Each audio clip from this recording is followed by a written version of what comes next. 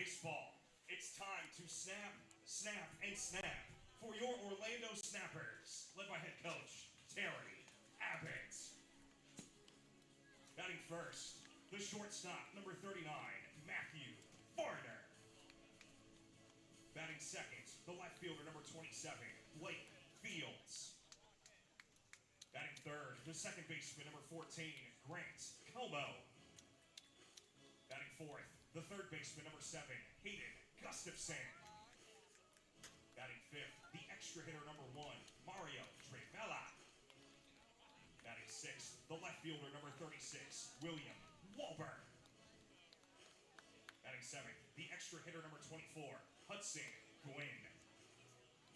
Batting eighth, the first baseman, number 11, Julian Mercado. Batting ninth, the catcher, number 22, Austin Persinski.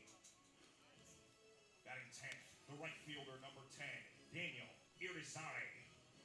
And starting on the mound for your Snappers, number 15, Brett Dennis. Terry Abbott is assisted tonight by David Burr and Dallas Beaver. And now, ladies and gentlemen, we ask at this time that you please rise and remove your hats as we honor America with the playing of our national anthem.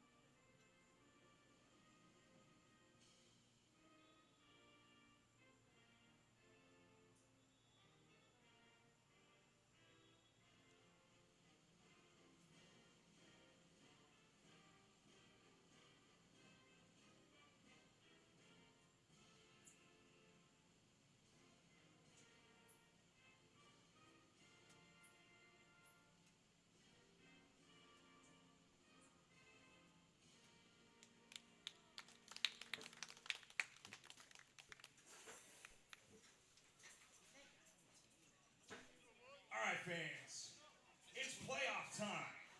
Let's play ball.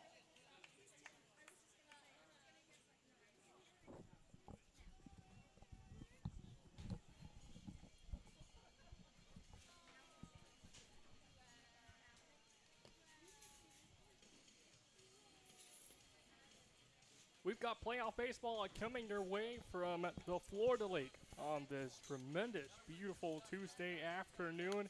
It's the start of the semifinals for the Leesburg Lightning, coming in at 18-14, finishing in third place, the two-time defending champions this 2025 season. They'll be facing the Orlando Snappers, who host this three-game set, 19-13, coming into today's second-place finishers in this campaign. So glad to have you with us. Vic Massa, Esteban Velas with you today. And Vic, this semifinal, right now, this is where it all really begins for both of these teams. This is what it's all about. Right, and you can cross off everything that happened in the regular season, even though the Snappers 5-1 against the Lightning. Everything means nothing right now when we get into playoff baseball.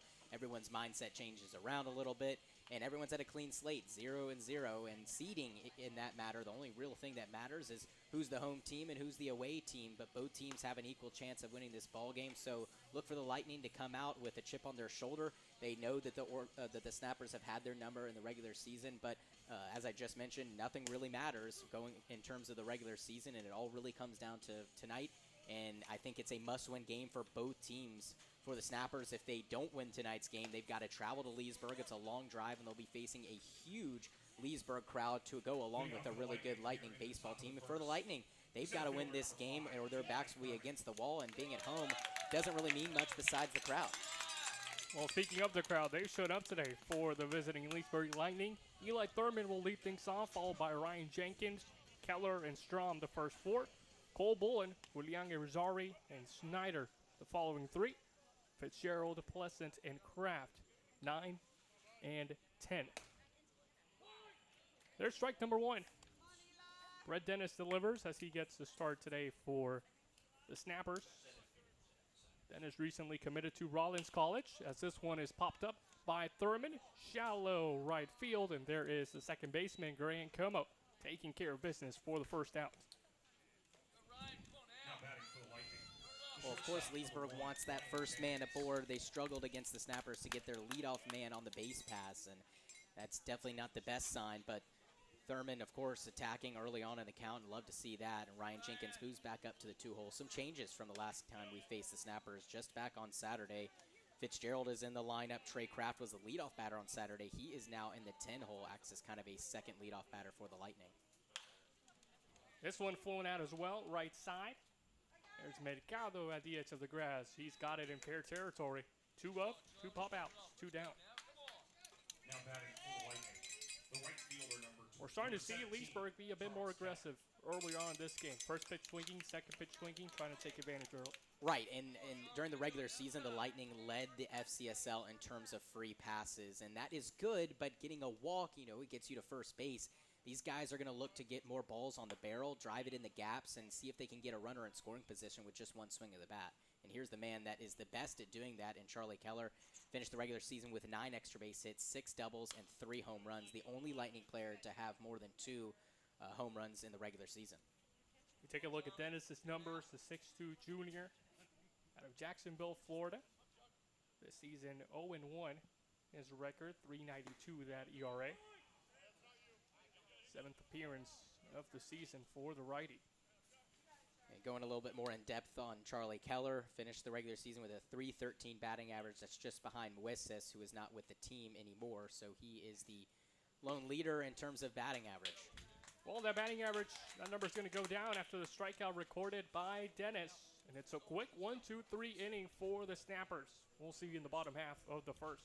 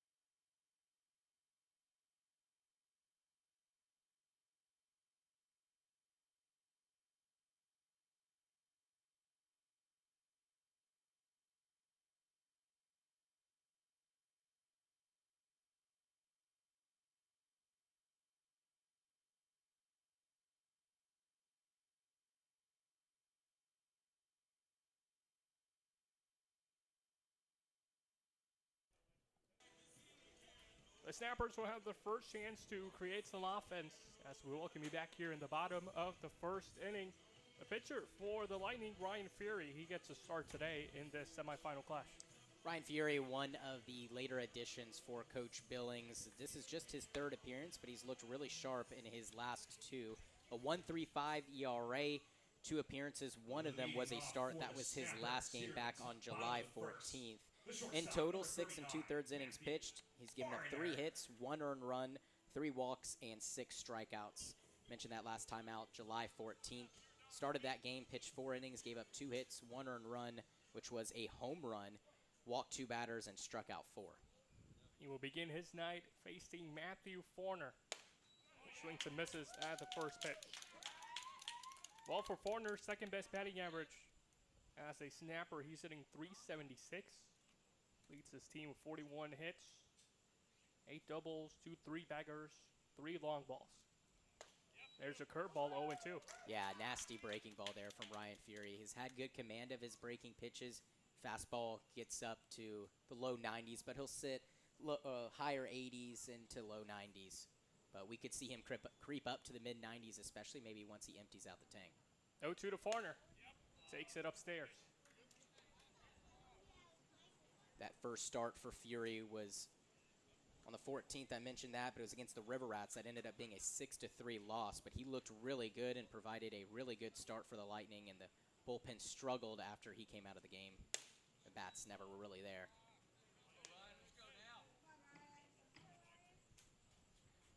Patience is a virtue, and that is something Matthew Farner has really dealt with this season. 19 walks to lead the team as well. Falling behind 0-2, he's now ahead 3-2. And he thought it was ball 4, but he'll head back, and it's a full count. Yeah, Ryan Fury was one of the ones to tell him to head back there. He's like, you're not done yet. Not going to get rid of me that quickly. But the one thing you don't want to see from Fury is long at-bats like this one. You obviously want to see him fill up the count, but not the biggest strikeout pitcher, not the biggest swing and miss pitcher, so you want to see him induce weak contact. 3-2, induces no contact on that one. One down. Yeah, and for Fury, I think most of his strikeouts will probably be for the looking variety, which is totally fine. Of course, pitchers want to have that swinging strikeout because in that case, you're really overpowering the batter and kind of get to say, hey, you can't hit my best pitch. But for Fury, once again, induces weak contact. He gets a lot of ground balls and fly balls. We won't see as many swing and misses from maybe other Lightning pitching. Farner's batting average second best behind this guy at the plate, Blake Fields. Was drafted a week ago by the Arizona Diamondbacks. Decided to take his college eligibility. He'll be heading to Houston in the fall. The 0-1, and he takes it. Battery for Orlando, Farner, Fields, Como. First 3. Gustafson, Trivella, Walbert. Capping it off will be Hudson Gwynn, Julian Mercado. Persinski back at the plate for a 4th straight game, and Daniel Irizarry as Blake Fields gets hit by a pitch, and we have our first base runner of the ballgame. Yeah, a mislocation with the slider. Wanted to start it on the inner half of the plate, and he started it a little bit too close to Blake Fields and never really got the break that he was anticipating, and instead of sliding across the plate, it just went straight into Blake Fields. Fields was 2 for 4 back on Saturday, drove in a run and scored a run as well as a free pass. Irizarry, Thurman, Keller left to right in the outfield. This one clips Grand Como, and it's back-to-back hit by pitches. Meanwhile, Snyder, Jenkins, Pleasant, and Strom will cover the infield.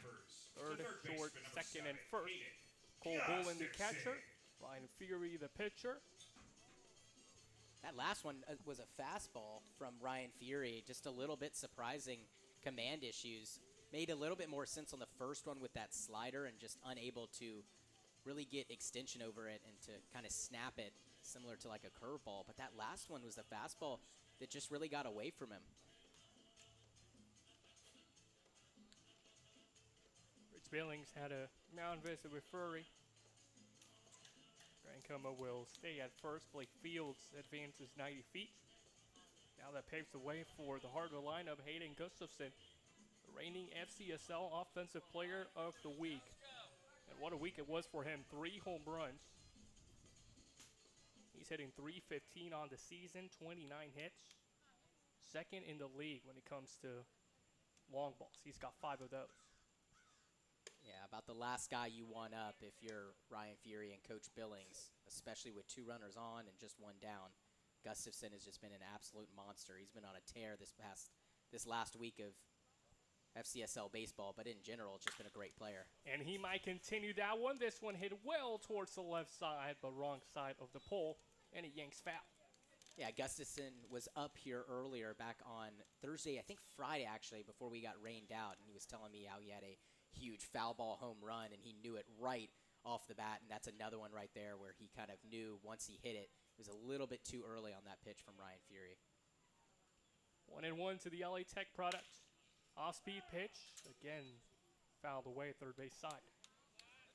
For a pitcher like Fury, you know, it's obvious that he wants to induce weak contact. I said before that he doesn't get or generate a lot of swing and miss.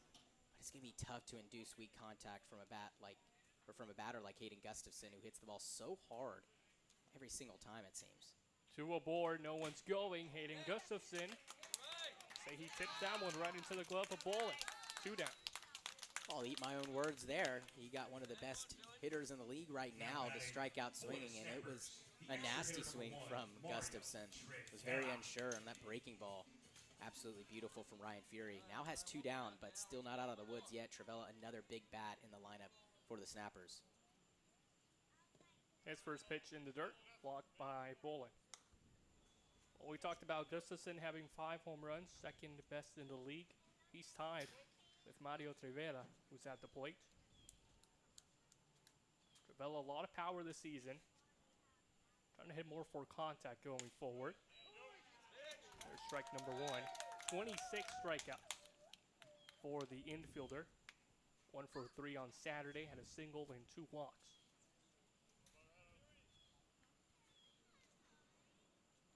1-1. Takes it high. It's interesting that you mentioned that he's trying to hit more for contact now. Being in the middle of the lineup, you'd think that Trivella would just keep wanting to lift baseballs, find gaps. But good on him for trying to make more contact. I mean, you've got other guys like Gustafson, Fields, and Farner to do all your dirty work in terms of getting big hits, extra base hits. But Trivella is obviously not the most physically imposing guy when he stands in the batter's box. Of course, being a middle infielder, you don't take him as a guy that has elite power, maybe like Hayden Gustafson, who is a stockier catcher, but he has got a lot of pop, and it's very unassuming, and I think that that's what's helped him a lot. Pitchers maybe not being as careful as they should be around him. Takes this one for ball number 3 and works the count full. Trivella also competed in the home run derby, speaking of power. Wasn't able to hit one out, but just being there was an honor. 2 aboard, 2 away. The count is full on Mario. Runners going. Trivella towards the right side in the air. Keller coming on in it. And it records the final out of this first inning. 2 left aboard for the Snappers. No runs after 1. We head to the second.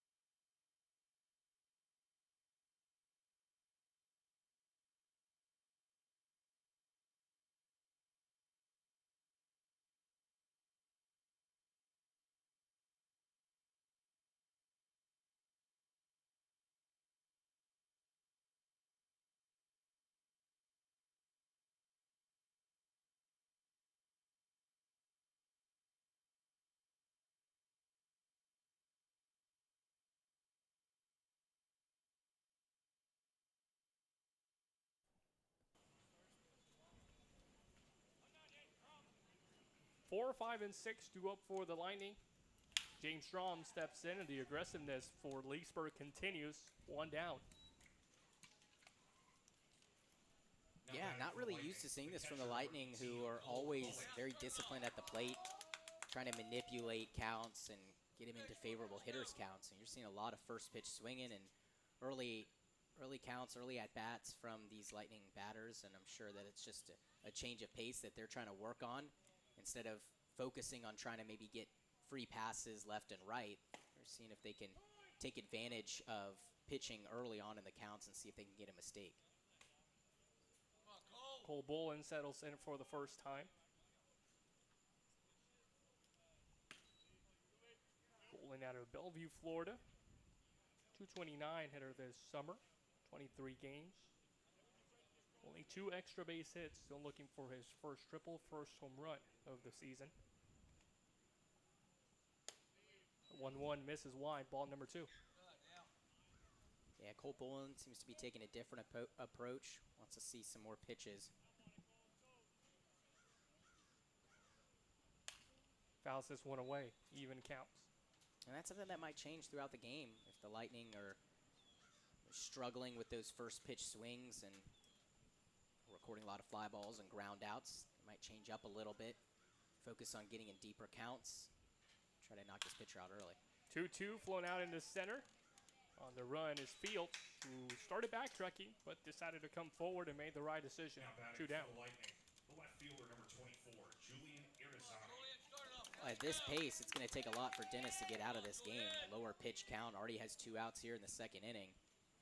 You don't want him to stay in so long. You want to see if you can get a hold of the bullpen. The Snappers bullpen has been good against the Lightning. So maybe more opportunity for Leesburg to see Dennis a couple times through the lineup. Maybe they'll start to figure him out. Irizarry will work behind an account, 0-1. Irizarry back from missing a couple of games due to being banged up a little bit. Coach wanted to rest him before the playoffs and not overexert him. So good to see him back in the lineup.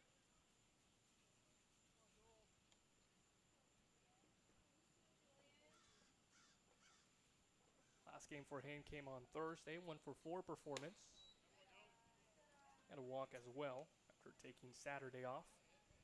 When you get a guy from Pitt, that's huge for your team. Yeah, absolutely. And 2, TJ Sokros, also a Pitt Panther.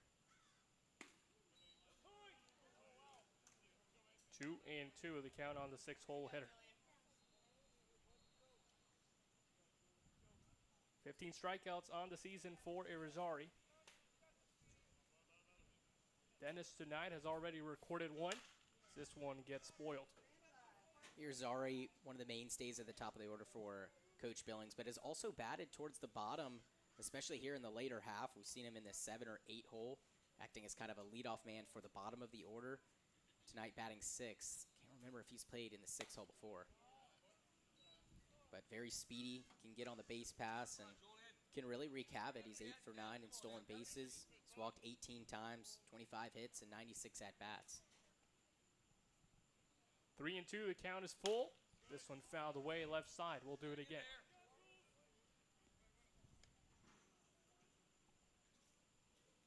This is really the most that Dennis has had to work against a single batter. 3-2. Hit well, and that will give the Lightning their first hits. The aggressiveness hasn't worked so far for Leesburg, but you got a guy of Irizarry patient at the plate, worked the count full, fouled a couple pitches off. He's aboard. Right, and Esteban, that's what I was kind of saying, that aggressiveness might not last for too long. I think Reed Snyder, after seeing what Irizarry was able to do after getting in a 3-2 count, seen a lot of pitches, he finally found a little bit of a mistake from Dennis and was able to hit it the other way. So we might start to see these Lightning bats take their usual approach where they see multiple pitches and try to get a mistake from Dennis, just try to get a pitch that they like over the heart of the plate. Reed Snyder took that one for a called strike.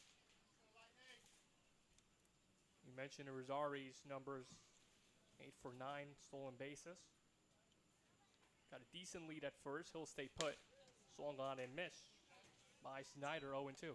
I'd be a little surprised to see Irizarry in motion. I want to have that third out come at second base.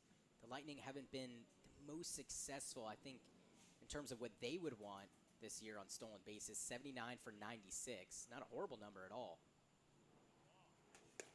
Snyder takes.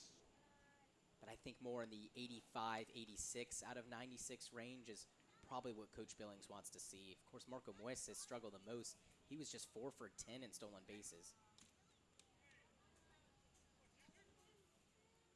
That's a huge guy that you can't have back, Marco Mueces. Yeah, definitely. But the Lightning have a bunch of other hitters in their lineup. Reed Snyder, a really solid one at that.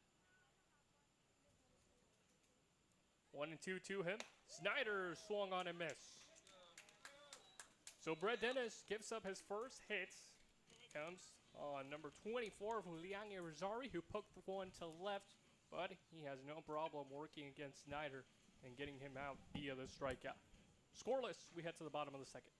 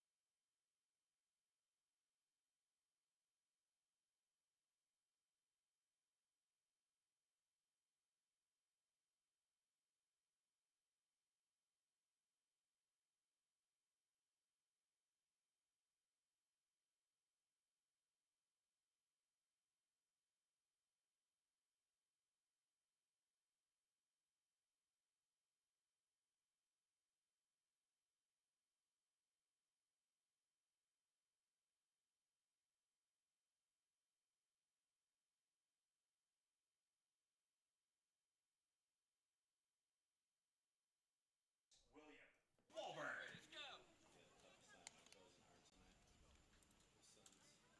Hudson Walburn will lead things off in the bottom of the second. It's Walburn, Gwynn, the third baseman, and Julian Mercado, who's playing at first.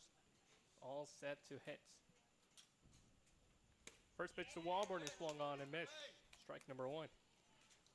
A little update around the league. The River Rats up 2-0 against the DeLand Suns.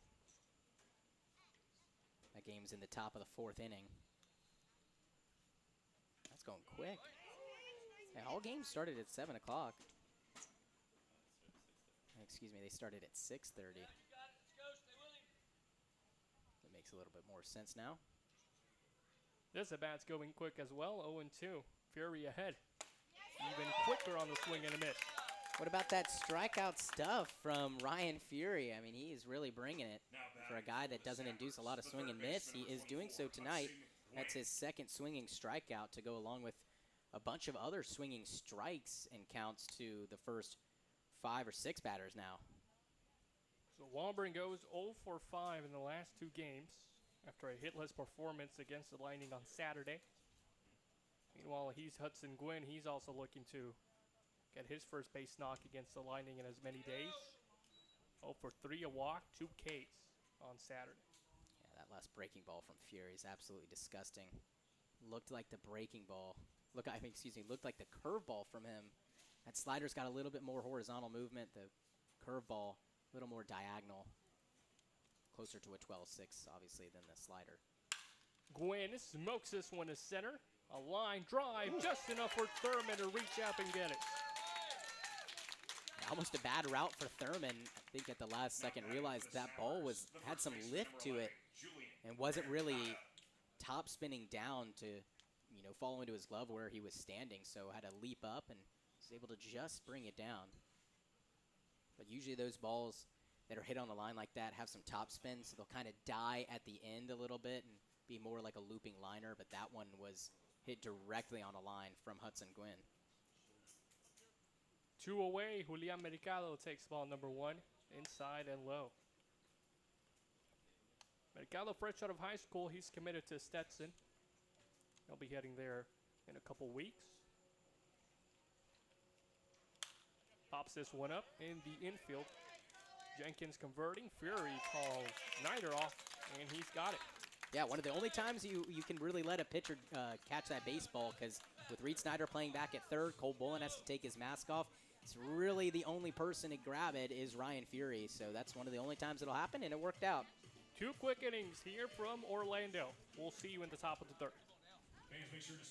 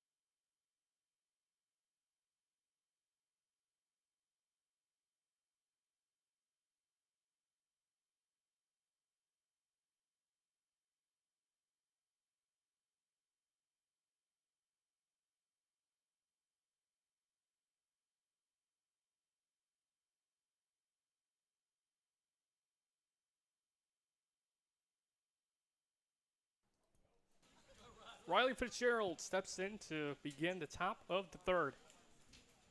Brett Dennis back on the mound. He's been looking sharp so far. And one pitch in, he's ahead in the count with a strike. Fitzgerald, Pleasant, Kraft. Final 3 to hit for the Lightning. This one misses outside.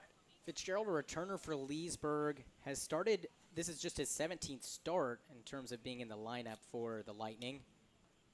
Just 8 hits and 37 at-bats. Hasn't really had as many opportunities as he had in seasons prior. He's driven in 3 runs, has walked 8 times.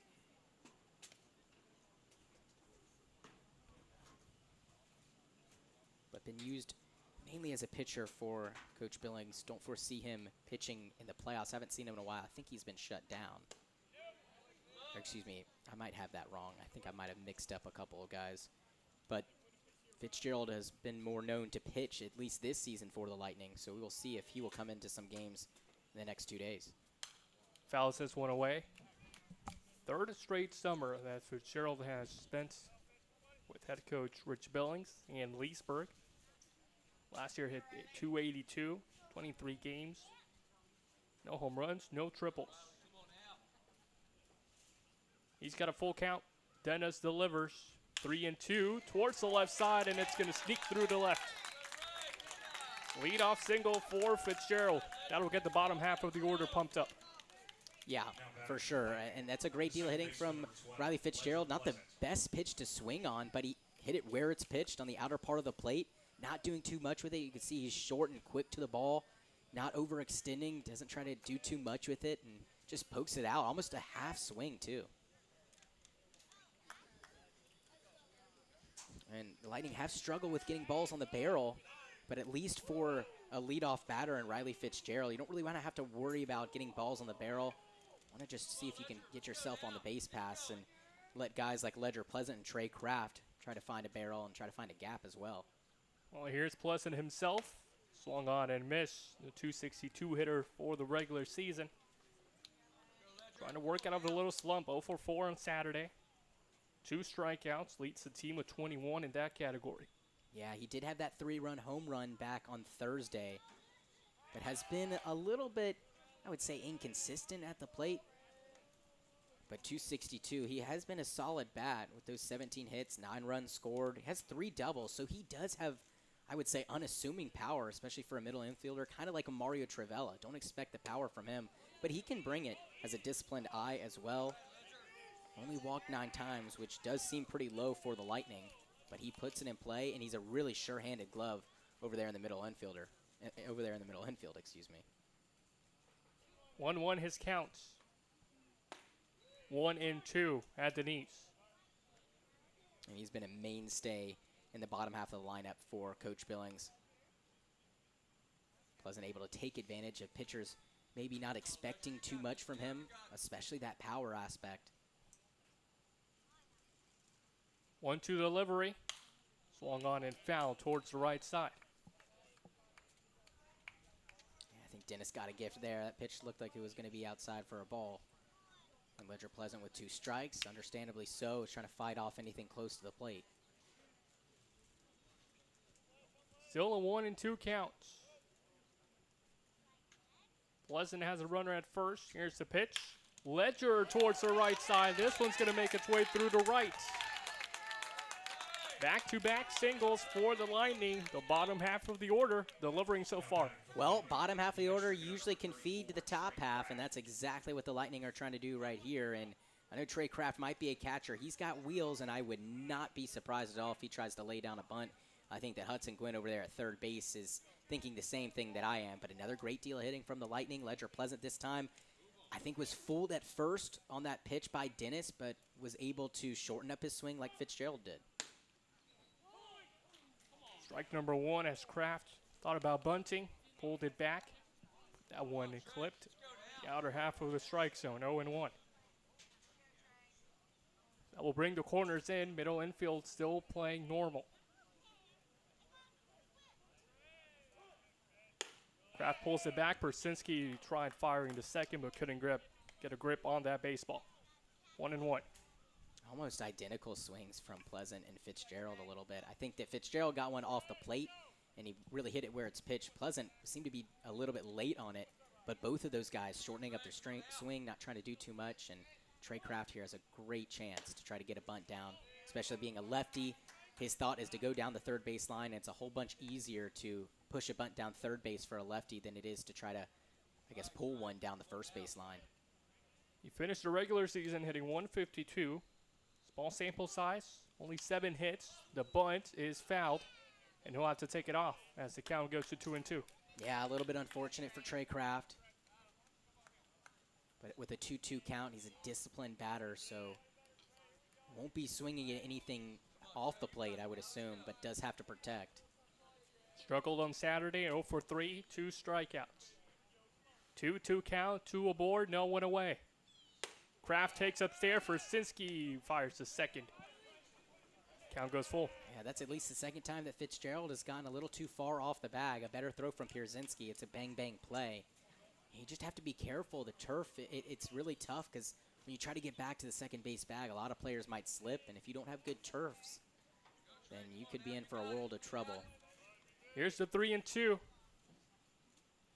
Dennis delivers. Kraft swings and misses. Huge strikeout for Brett Dennis. 1 away, as here's Eli Thurman, the top of the order. That was just power versus power. Dennis threw right over the heart of the plate and challenged Trey Kraft, who swung right over the top of it. That's a really big confidence booster for Dennis, but not out of the woods yet. Top of the order up now on Eli Thurman. Thurman first pitch swinging. This one towards the right side. Mercado trying to make a play off his glove. Goes to second for a force out. Meanwhile, that would put runners at the corners. 2 down. A runner at third, runner at first. Yeah, really interesting play. Definitely made his best effort to try to catch that baseball. Wondering if maybe he should have let it drop and try to turn 2, but it's tough. That ball in the air for a long time. Thurman really fast. So the really only chance to turn 2 would be throwing it to second, then somehow to third, or maybe the other way around. But I think that was the right play, at least to attempt to make the grab.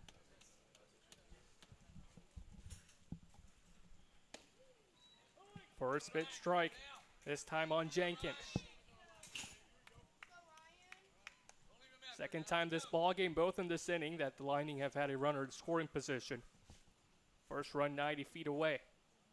Runner from first, Thurman is going. He'll steal second, head first slide. 0-2. Not sure if that was a hit and run or Jenkins just trying to protect Eli Thurman, but when you do that, it does help. It does throw Pierzynski off as a catcher, but now you're down to your last strike and in an 0-2 hole. Here's the 0-2. Jenkins takes the beating. Yeah, that's a gift right there. Down 0-2. Dennis trying to go with a pitch to get Jenkins to, I guess, chase on, but I'm not really sure. It looked like a fastball from Dennis. So I don't really know what he was kind of thinking on that at bat. He's trying to go in tight to Ryan Jenkins, but now you got the bases loaded, and the best hitter for the Lightning up now, and Charlie Keller. Come on, Charlie. You got him now. Let's go. Dennis won the first battle against Keller via the strikeout in the first. First pitch here in the third. Misses for ball number 1.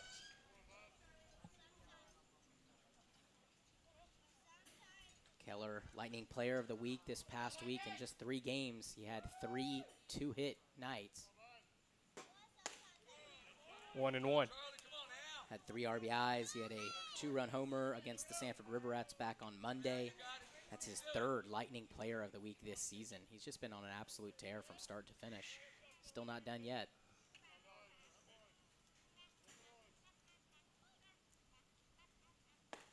Keller thought about swinging, was expecting off speed. There's a fastball down the middle. 1-2. Yeah, surprised he didn't unleash on that last pitch. He might not get another good one like that again. Bases loaded, 2 away.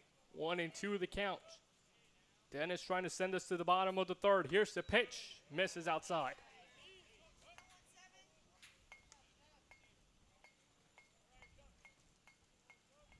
For Keller, this past season, he spent it at Jacksonville State University. He'll be headed to Ball State in the fall. 2-2. Keller lifts it in the air. Going back is Fields. He continues to go back near the track, and he's got it. Charlie Keller gave that one a ride. With the bases loaded, it's the Snappers who work out of a jam, and we remain scoreless as we head to the bottom of the third.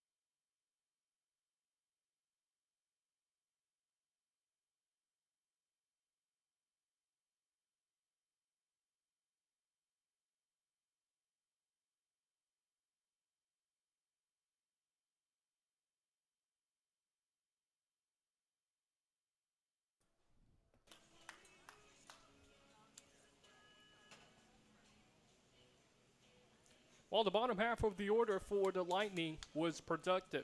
Let's see if Orlando can get some of the same with Persinski, Irizarry, 9 and 10. The first to do up. After that, Matt Farner will come to the plate for the second time today to face Fury. And Dennis doing a great job at navigating around a big jam, 2 on, nobody out. And was able to navigate through a tough Lightning lineup, especially once he got to Thurman, Jenkins, and Charlie Keller. And Keller did give it a ride, but tried to go to the deepest part, and Ballpark was able to hold it. 1-1 to Austin, a curveball that misses inside. Well, Austin this season has been struggling with the bats. 145 is batting average. Did get a hit on Saturday in Leesburg, 1 for 3. There's another curveball taken for strike number 2. Yeah, that breaking ball is really messing with the Snappers hitter. You can see Austin Pierzynski kind of dipping out of the way of it at least 2 times. So he's fooled, and if I was Fury, I'd go right back to it. 2-2. He does, and Austin takes it the other way. Well, that's one of the things. It's, you know, I'm going to throw my pitch that has fooled you a couple of times, but then again, he has thrown it at least twice in that at bat, so Pierzynski had time to time it up and be able to hit it. So really good job by him. Well, it's tough once you're fooled a couple of times, really, to make the adjustment. It's easier after facing him one time, and then you make the adjustment going into your second at bat. But mid at bat adjustments are never an easy thing to do, and that's a big league hit that he just got for sure. Back-to-back games for hits that Persinski has recorded. Here is Irizarry. He had a double on Saturday. 2 balls, no strikes. That one dips a little bit too inside. Well, Irizarry almost hit one out of the yard on Saturday. Was pulled back into fair play. This one is skied in the air, but out of play and foul. It was unbelievable. Riley Fitzgerald was in left field, and I thought that ball was for sure gone, and he just somehow, some way brought it back. And I love that he wasn't necessarily too focused on catching it, because sometimes when you're too focused on catching it, it glances off your glove. But he was really just focused on getting leather on it and bringing it back in. Of course, had it in mind that he wanted to rob it and get the out, but sometimes it's just not possible. But limiting him to a 2-bagger instead of him getting the home run will do just fine. But unfortunate for Irizarry, and Blake Fields had a home run robbery out in center field. That was unbelievable as well. William Walburn had a couple of great diving catches, too. We saw really good defensive game from the Lightning. 3-1 misses, and it's a 5-pitch walk for a Rosari.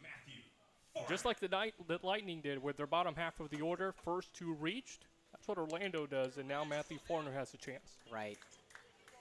And Fury's got to take a page out of Dennis's book and buckle down and try to figure out a way to get out of this jam. But he did a good job against the Sanford River Rats. They had some traffic on the Bates Pass, and he did just fine getting out of it. That's one of the things that makes him so special, is his ability to navigate out of a jam, induce weak contact, and really needs a ground ball here, make his infield go to work. Forner 0 for 1, struck out in the bottom of the first. The 1-0 is fouled against the net, 1-1. For Matthew, first couple weeks, he was leading the team in just about every single category. Second best batting average behind Blake Fields, who's on deck. 1-1. Forner takes it, and Fury going back to that curveball. Yeah, it's working wonders for him, and he did a really good job starting it on the inner half of the plate. It just falls perfectly into the zone. It's really tough for these hitters to make the adjustment. Of course, Pierzynski was able to, and Forner another great bat, so Fury's got to use that pitch wisely. Doesn't want to throw it too much for Forner to be able to time it up and get a base hit, but we've seen no ground balls from the Snappers' bats. So it'd be nice to see if Fury can induce one here to Matthew Forner, who does have speed, but he also hits the ball hard, so a hard ground ball will likely be a double play. Pierzynski at second and Rosari at first. Forner at the plate. Matthew to short, double play territory. Jenkins takes it himself to first, and that throw off target to Strom. That will bring Pierzynski home as the throw is late, and it's 1-0 Orlando. Well, just like I drew it up, and I'm not really sure what happened on the throw from Ryan Jenkins. He has struggled a little bit at the middle infield and has made some errors, and mostly have been due to some wild throws, and that's just something you don't really see from him, especially when he's so composed like that. Fielded the ground ball clean and was able to touch the bag for one, and I don't know what happened on the throw, but that is a big mistake, and that one nowhere near. No chance for Snyder. Forner's going. Here's the throw by Bull, and this one off target into center. But Forner won't advance 90 feet. He'll stay put at second with the stolen base. I meant to say it's too hot to handle for James Strom, and he's a big first baseman. He can haul in just about everything, but that one way too wild from him by Ryan Jenkins. And that's a big mistake for the Lightning. Had a chance to get two, put the pressure on the Snappers here, like they did to the Lightning in the last half inning. One error defensively for Leesburg on Thursday, 2 on Saturday. This one misses upstairs, and it's ball number 2 on Blake Fields.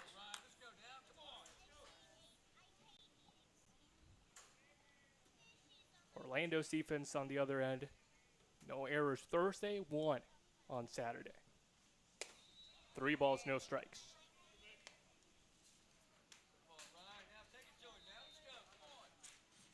Grant Como is waiting on deck. That was Jenkins' 8th error on the season. That is a team high.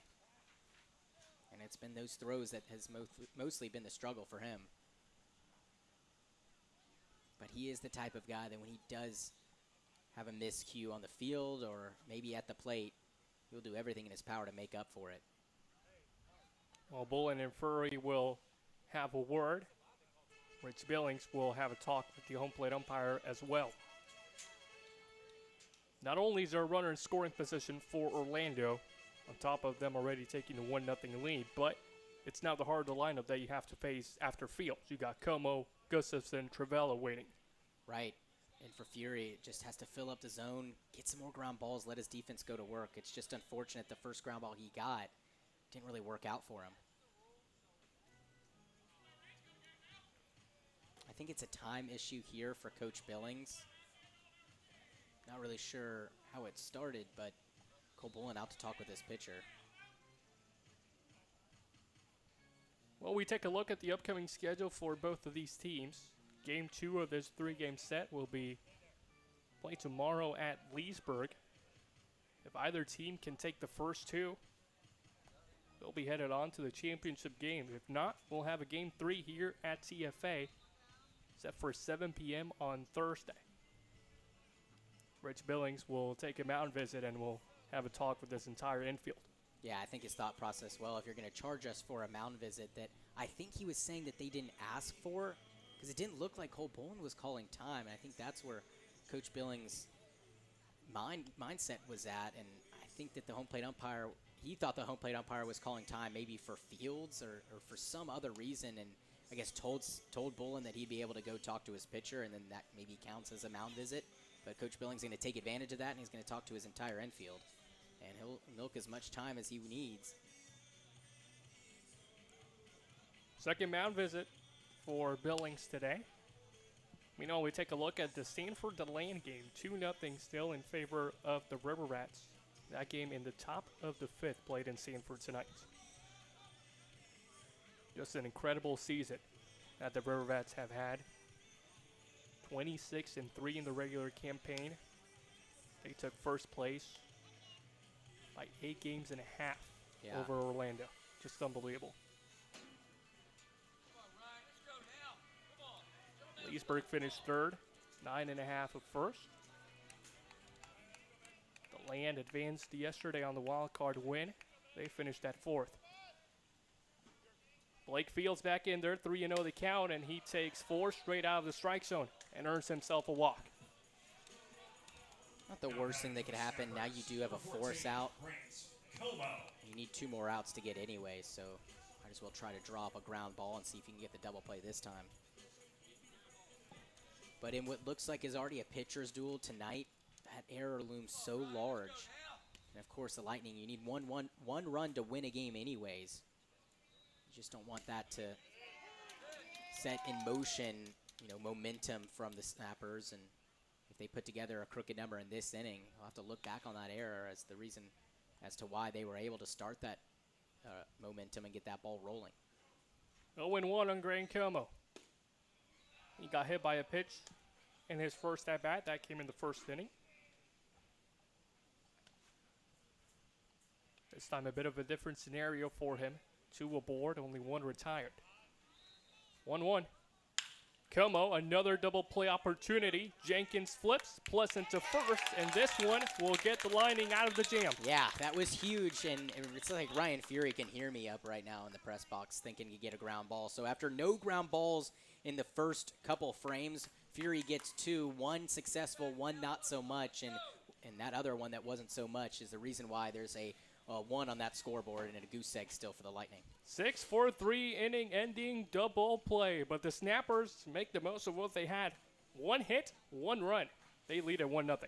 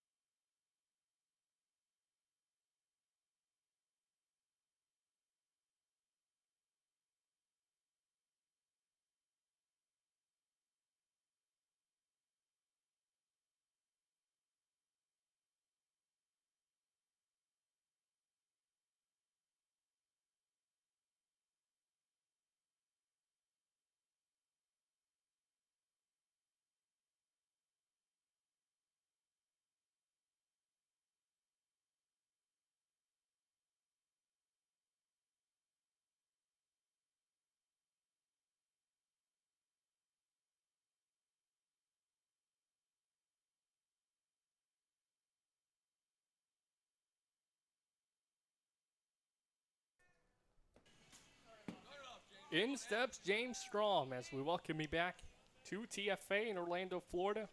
It's the top of the 4th with Brett Dennis back on the mound delivering ball 1 to the 4-hole hitter. Strom 0 for 1 performance so far. Following him will be Cole Bolin and Julian Rizari, as that's the first hit of the ballgame for Strom. 1 for 2 as he hits that one towards the right side. And for the second straight inning, leadoff base runner for the Lightning. Right, and you have got to be able to get him around to score. I know it's early on, but you got the meat of the order up. You had 2 on, nobody out last inning, and Dennis was able to lock in and get those last couple batters out. But here's another prime example where the Lightning can get runners on. They've got 4 hits to the Snappers just 1, and I know that it was the error to score that 1 run, but 4 hits, no runs, 1 hit, 1 run. It's just a lot more economical for the Snappers, and that's just how it's been for the Lightning. They can get him on, they can get him around, but they just can't get him in, it seems, in the later half of this season. Cole Bolin will have to work with the 0-1 count. I was a little frustrated after the home plate umpire called that a swing instead of appealing down to the field umpire. Not sure if it would have been a different call. Remember, the field umpire doesn't have the best view being behind the pitcher.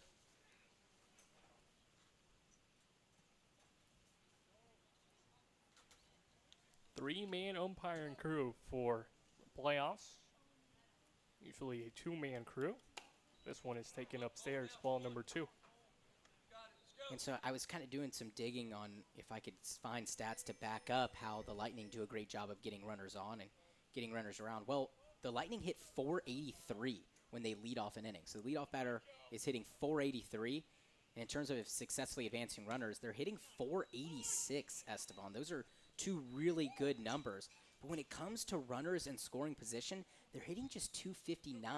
So that's where the problem comes in of getting guys on, getting guys around in terms of successfully advancing runners, but not getting them in. And they are hitting .258 with runners on in general. Throw back to first. Strom is safe. There's more added pressure when you have a runner or 2 in scoring position compared to just leading off the inning. And right, yeah. Oh, yeah. You're absolutely right about that. 2-2 to Bolin. Strom stays at first, and Bolin takes outside. Full count. Another interesting number is Lightning being 15 for 56 with the bases loaded. That's a .268 average, which isn't bad at all, and a .270 average or above I would consider being good. But .268 with the bases loaded, if you really want to see more productivity, maybe an average around .280 to .290. So that's another stat where they could be better in. 3-2. Strom is going. Bolin towards the left side, fouled away. Yeah, I was thinking that was a hit and run with 2 strikes. Only 3 stolen bases this year for James Strom. Yeah, being a first baseman doesn't run a lot, but when he does run, he picks the right moments, and he's got definitely more than average speed for a first baseman. He's going again. Bolin fouls it again. He's getting some cardio now. Right, exactly. But he can make it around. He's certainly not a liability on the base pass by any means. And at school, he's driven balls in the gap. He's legged out a couple of triples. So despite him wearing a size 15 shoe, he can get around the base pass pretty quickly. And not a bad decision at all to send him, especially with nobody out, trying to get a guy at scoring position early. He's safe at first for the second time. After Bolin, it's Irizarry, who had the first hit of the ballgame for Leesburg. He's on deck. 3-2, Strom again. Bolin in the outfield, hits it well. Oh. Tripping in right is Irizarry. This one's going to be trouble. It will hop the fence, and it's a ground rule double for Cole Bolin. Well, that ground rule part is super crucial. Esteban, James Strom was rounding third. He would have scored with ease if that ball stayed in the outfield. I know that there's nobody out and 2 are still on, but for Dennis, there is a hope that you can try to find a way to limit the damage. But if that was not a ground rule double, it would have been an easy run scored for James Strom. Now, once again, they do have 2 on, nobody out, and it's second and third. But Esteban, it's been bases loaded, 1 out, bases loaded, sometimes no out, and the Lightning have scored 1 run, and they've had times where they've scored no runs. So that would have been a huge run to get for Leesburg. But you also want to be able to trust Irizarry in the bottom half of the order, who did great last inning, to be able to drive in these runs. Irizarry with 2 aboard. First pitch, ball number 1. And that would have been a fairly long run for Irizarry in the outfield, but I do think that he would have been able to grab it. It seemed like that ball hung up there for a good bit. But it's that turf sometimes. It's pretty slick, even in the outfield. The infield playing back for Orlando. We'll trade a run for an out. Meanwhile, Rosari this season, 13 RBIs to his credit. 14 and 15 on the base pass right now. The 2-0 by Dennis. And Rosari takes ball number 3. For Orlando, it's huge, getting as many innings as possible from Brett Dennis. And same thing goes with Fury. Lightning pitching has not gone a long time in terms of their starters. And you have to think this one will pull Terry Abbott out of the bullpen and have a talk with his starter. So far, no motion, but I wouldn't be surprised to see him walking over there late. Yeah, well, you know, Esteban, I'm not saying this for sure. It could also be a thing where Dennis got behind in the count 2-0 or threw a couple balls that weren't really that competitive, and Coach Abbott, Przinski maybe thinking, hey, get the runner on, put a force out in play. Snyder fouls it back. So that could have been what went into it is, hey, you already started out the count behind. Might as well put Irizarry on so you get a force out here. Because the goal now really isn't to avoid surrendering a run. Right now it seems like the Lightning should easily be able to at least scratch across one run, but he just wants to minimize damage, Coach Abbott. 0-2 on Snyder. Now it's a first free pass issued by Dennis tonight. That's a really good sign, though.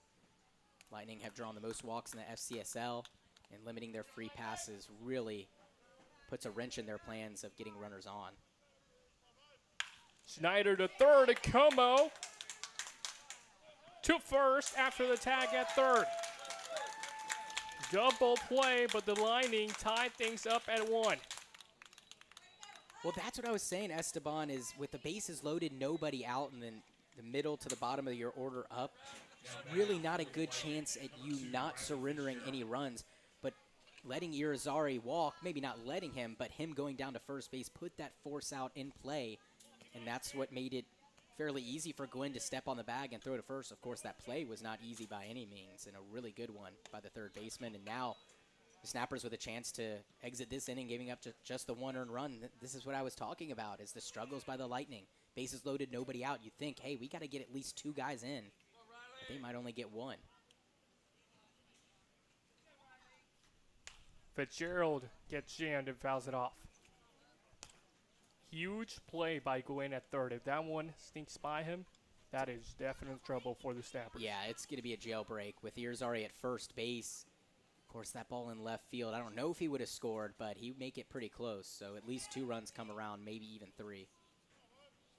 1-1. You know, funny enough, it was Hayden Gustafson who was supposed to get the start at third base. He had some hip issues, and he asked Terry Abbott if Gwynn could take third. And Wow. Abbott wasn't too pleased by it originally. He's like, you know, Gwynn hasn't played third this summer at all. But okay, let's give it a try. So far, it's worked out. Yeah, and with Gustafson's hip issues, I'm not sure if he would have been able to make that extension and bring that ball in. And if he does, maybe hurts himself even more after the fact. 3-1 the count on Fitzgerald. Irizarry at second. Ball number 4, Przinski will throw to second. This one skips to center field. But Irizarry will stay put, and Fitzgerald has himself a 5-pitch walk.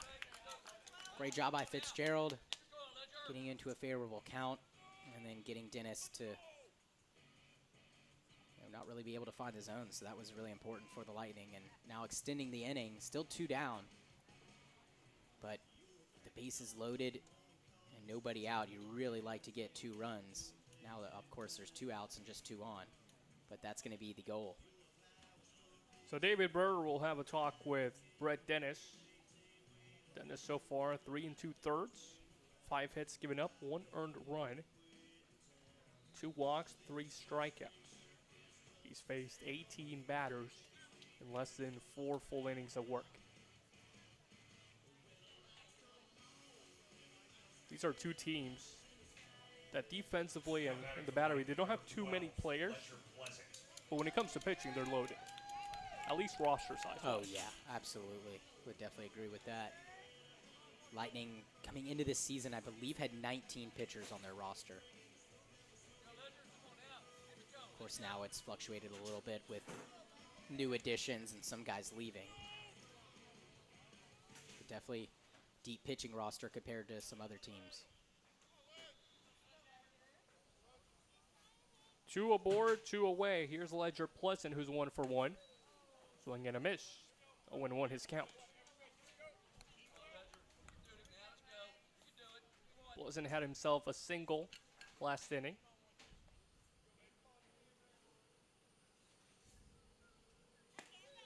Oh, and 2. Another single here could come with a bonus run.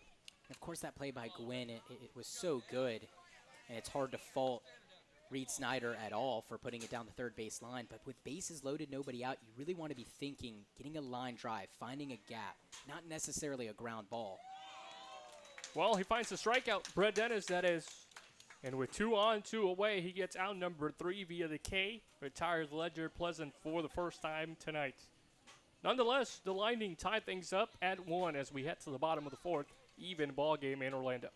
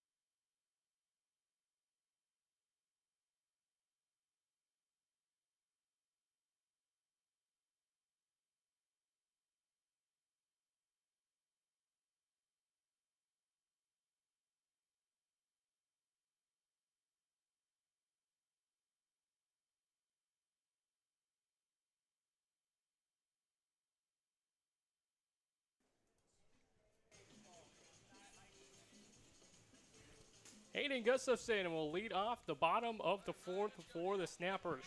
1-1 ball game in Orlando. His first pitch misses outside, ball number 1 on the 4-hole hitter.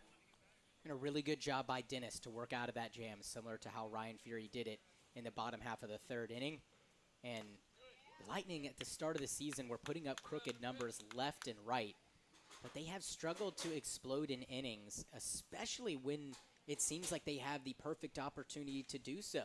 And that was one of them, bases loaded, nobody out. Instead of putting up a crooked number, they just get the 1 run across. That goes back to what you were saying last inning, how efficient they've been with leading off the inning compared to runners in scoring position. Absolutely. 1-2 to Hayden, swing and a miss. He goes down to strikeouts for the 2nd time tonight. Wow, yeah, really good job by Ryan Fury, and he is looking really sharp out there. I think Gustafson's looking back, kind of in disbelief. Or maybe for some other reason. Hopefully nothing else is going on in the field. Keep everything clean. But a really good swing and miss pitch by Ryan Fury. He just struck out I would say, the best hitter right now for the Snappers with back-to-back strikeouts. Back in the 1st, had a strikeout to Gustafson, and just now had another one. Here's Travella, who would be my next best guy. They're both of them about even, I would say, the past last couple weeks of the season.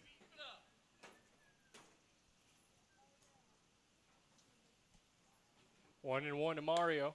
Thought about going after it, but held back. 2 balls, 1 strike on a guy that 3/4 of the season was playing shortstop as well as second base, fluctuating between those two.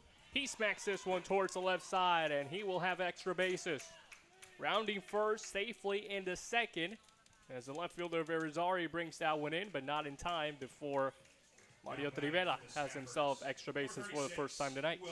Just so much power off his bat, especially to the pull side. That home run we saw him hit here on Thursday went over the scoreboard and just got a ton of pop. So that puts a snapper in scoring position. Trivela at second for Hudson Walburn, who has a strikeout tonight. That came in the second inning, 0-for-1 performance. Going back to Trivela, he's played middle infield through the vast majority of the season, now adapting to that extra hitter role. He's got a little tweak on his wrist. Extra hitting seems a bit more comfortable for him going forward through the end of the summer ball season. Yeah, and can focus more on the hitting side, doesn't really have to worry about himself in the field, and I think that that has been a really good decision, at least from Terry Abbott, to move him to that extra hitter role, and he has done a fantastic job at really focusing on the hitting side. Never want to see someone being taken out of the field and then struggle to just hit, because that's probably the main reason why they were taken out of the field, is to focus on their hitting. And especially if Trivela had a bunch of errors, which I don't believe he did, and that's definitely not the reason why he was taken out of the middle infield. But if it was, and he came to the extra hitter role and had, not so much success, that's even more insult to injury. But that's just the opposite. That's what's happened. Is Trivela is focused now more on extra hitting, and he's done a great job at it. Walburn to third. This one gets past the diving Snyder. Trivela coming home. He can jog his way. Walburn has a double, and the Snappers have a 2-1 lead. Looked like another hanger from Ryan Fury. Left it over the heart of the plate. William Walburn did a good job of kind of doing the same thing that Mario Trivela did. Pull side power. Back-to-back two-baggers for Orlando. And they're not out of the woods just yet, Leesburg, as Hudson Gwynn will be due up for his second at-bat of the night. Come on, Ryan, let's go now. Let's do this, come on. Now we're getting to that bottom half of the order as Gwynn takes strike number 1 on the off-speed pitch outside. Gwynn, Mercado, Persinski, Irizarry. 7, 8, 9, and 10. 0-1, Gwynn, opposite field. Keller has it for the second out. And Walburn will stay at second as the throw comes into third. Really strong throw from Keller, and William Walburn obviously respecting that.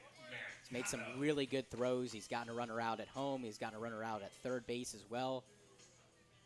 So wise decision by Walburn. Looks like the third base coach almost ran into Ryan Fury trying to back up that throw. But luckily, no harm, no foul. But a big second out for Ryan Fury.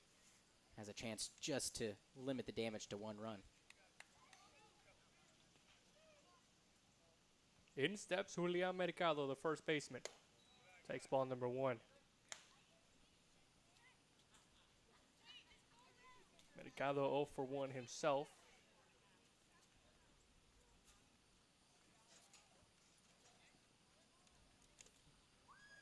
Started off the regular season well.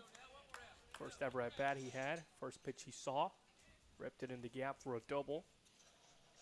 After that, he's cooled down immensely, hitting 198 in the regular campaign. 2-0. Ball number 3. 0-for-3 of the game on Saturday. Had a walk and a hit by pitch. 17 free passes this season. He's on the verge of number 18. And there it is, ball number 4. It's just so interesting. Fury looked so good against Gustafson with that strikeout. Was obviously filling up the zone to Trivela and Walburn. That's why they were able to get those doubles and seemed to be filling up the zone against Hudson Gwynn. But his 2 walks have been really with pitches that have been nowhere near, and it seems like kind of a totally different pitcher out there on the mound. And Coach Billings has seen enough of him, so he will call upon a reliever. It looks like it's going to be Lex Sanchez. Saw him warming up out in the bullpen for the Lightning, and he looked really good in his first appearance. Well, we'll tell you all about a new pitcher of Sanchez when we come back. 2 aboard, 2 away, 2-1 lead for the host.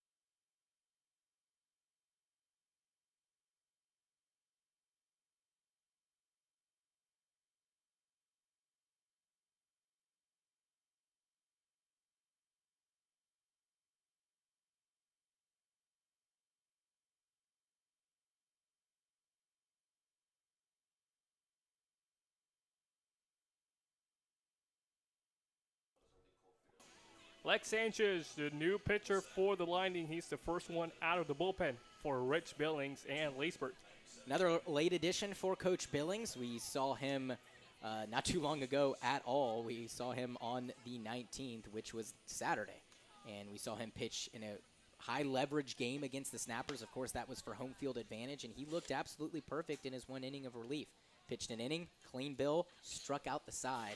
And Esteban, I was shocked that he was not sent back out there, but after Bertoft was taken out in the first inning, despite throwing 8 pitches, it seemed like it was going to be an all-bullpen game for Rich Billings, and it was. Each pitcher only went 1 inning. I think that James Hill was the lone pitcher to go 2 innings, but everyone else went an inning or less in their lone outing. So would have loved to seen Sanchez get another inning last time out, but he gets the opportunity here and has to deal with some traffic on the base pass. Does have 2 outs. So just looking for the one, but he was really phenomenal and a really tough pitcher to hit against, especially if you're the righty in Austin Pierzynski. First pitch to Austin. Swung on and missed on the fastball. Yeah, he nods his head. He definitely knows that, he missed that one by a good bit. And you could see his back leg kind of give out. And he gave it a pretty good swing, but Sanchez overpowered him on the outside edge. Walburn at second, Mercado at first, 2 retired.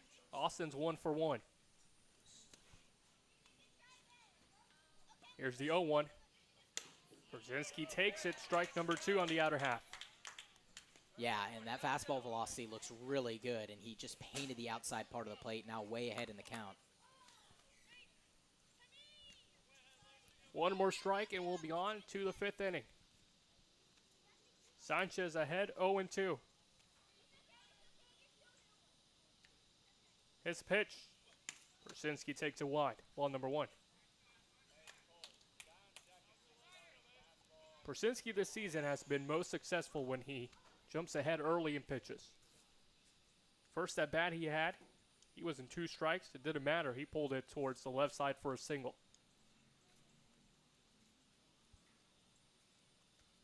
1-2. Austin stays alive. Still behind on that fastball. Sanchez looks like he has him beat.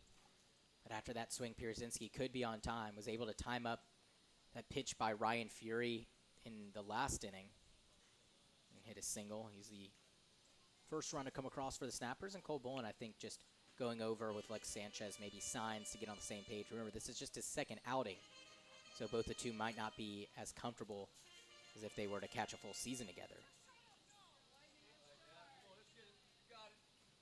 And got to give it to Fury, did a really good job, and that's exactly what the Lightning needed. Pitched 3 2/3, gave up just the 1 earned run off 3 hits, did have 3 walks, but also had 4 strikeouts. And in the playoffs, you're not really going to see starting pitchers get too long of a leash, but I think Coach Billings had the perfect amount on that leash and let him go 3 2/3, and then once he smelled trouble, took him out. 1-2, just missed. Not the fastball. 2-2 the count. If I'm Lex Sanchez, I'm going back to the fastball after throwing that breaking ball. Maybe go up and in, look for a swing and miss from Pierzynski. 2-2. Persinski swings and misses. Not the fastball again, but there's the swing and a miss you were talking about. Well, I'm not always right, but it is good to be wrong in that situation. A really good breaking ball from Lex Sanchez in 4 strikeouts in the first 4 batters he's faced this season. Not too shabby. Not too shabby by any means. We head to the top of the 5th as the Snappers regain the lead at 2-1.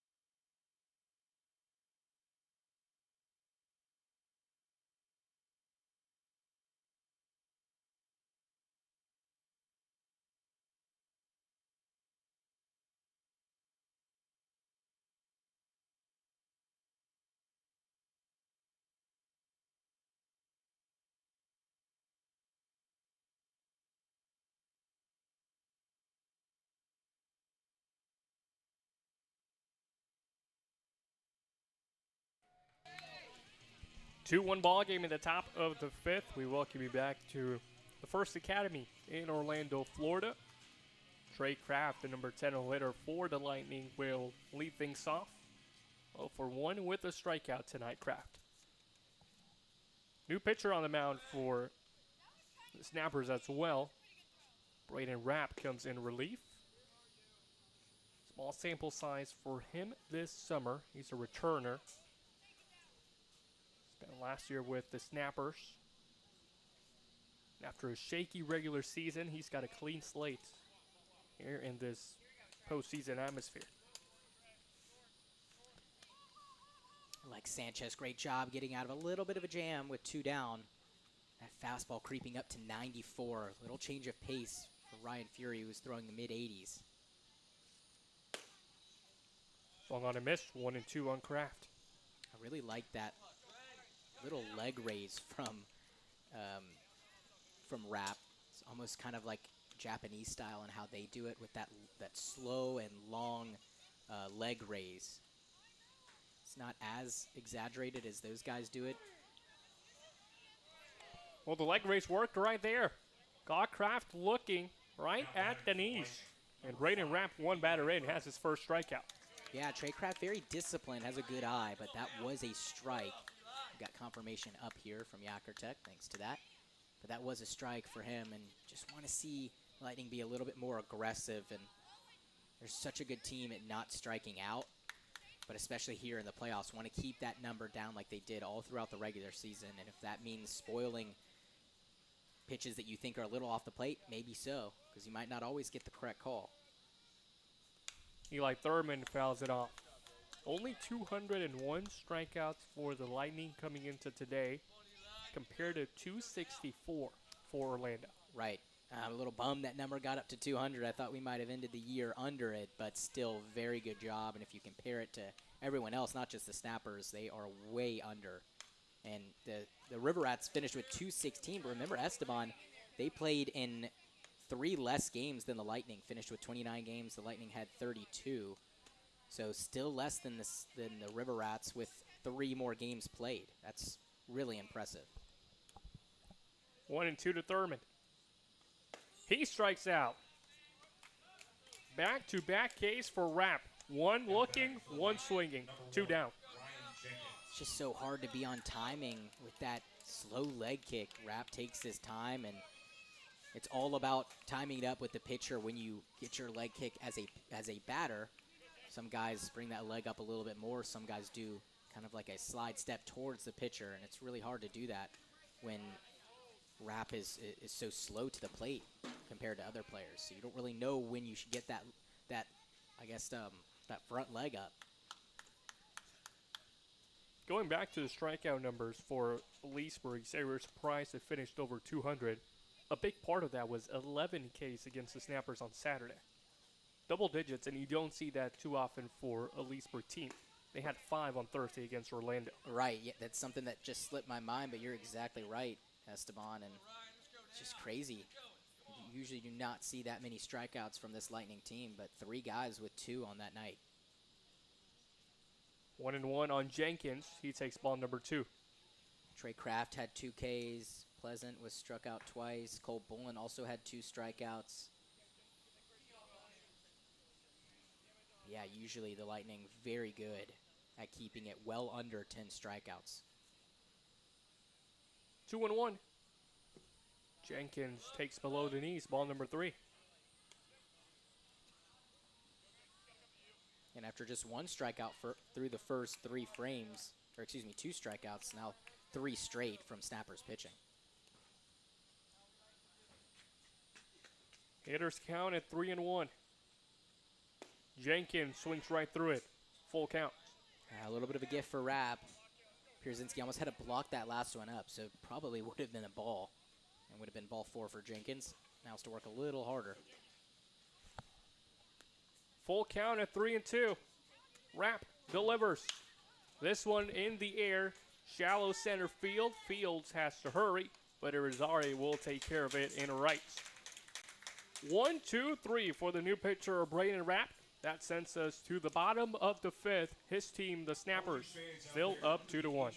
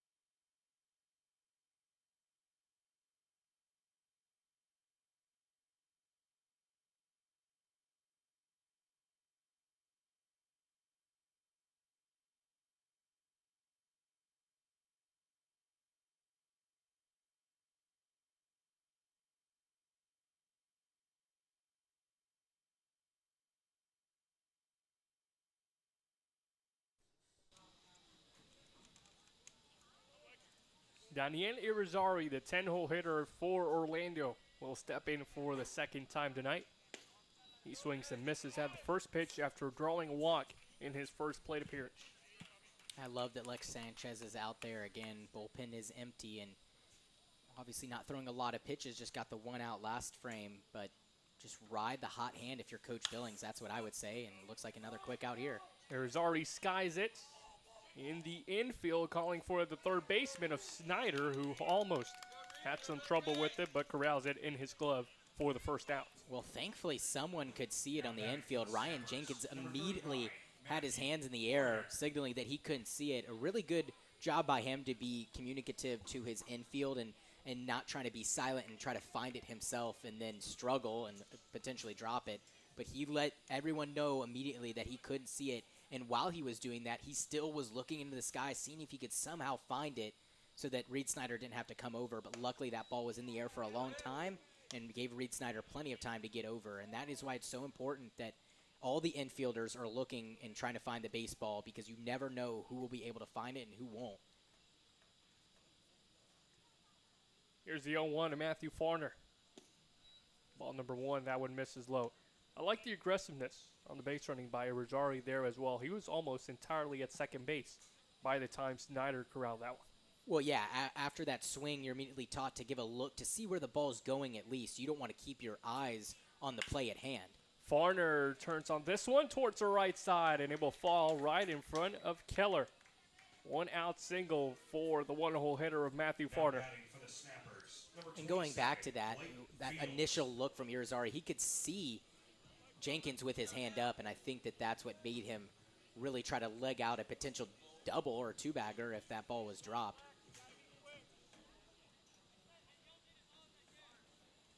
So Matthews aboard for the second time today. Here is Blake Fields.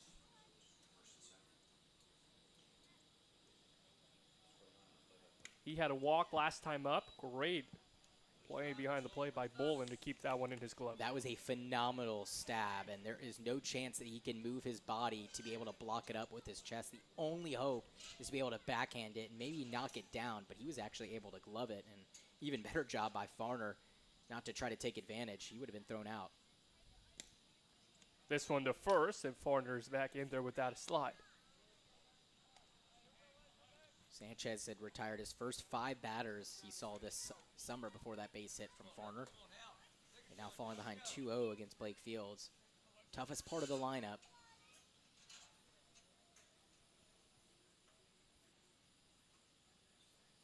Here's a 2-0. Farner's trying to snatch second, and he will, as that one skips past the glove of Bolin.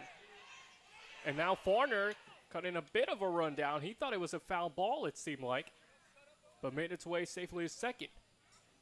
Yeah, that's why it's important for everyone to be, yelling back or, anything else you can yell from the dugout to help your teammates on the base pass. But when everyone is yelling, it can kind of get confusing. And on that play, nobody should have yelled anything to Farner. He had the base, obviously, without a throw from Cole Bolin. Fields can now work with Farner in scoring position. 3-0 the count. Make that 3-1. All right, now. Keep it going like that. Let's go. 13 RBIs on the season for Blake. The Orlando, Florida native. Played half of his high school ball right here at TFA. Transferred in his junior year.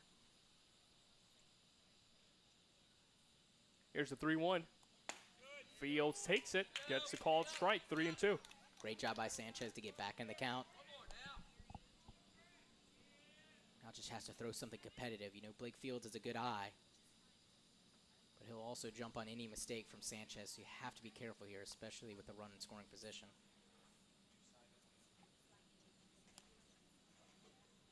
Payoff. Fields spoils it. Stays alive. Yeah, went with that heater. Remember, it's been coming in at low 90s, and he's gotten it up to 94. So it's tough, and Blake Fields has to speed up that bat.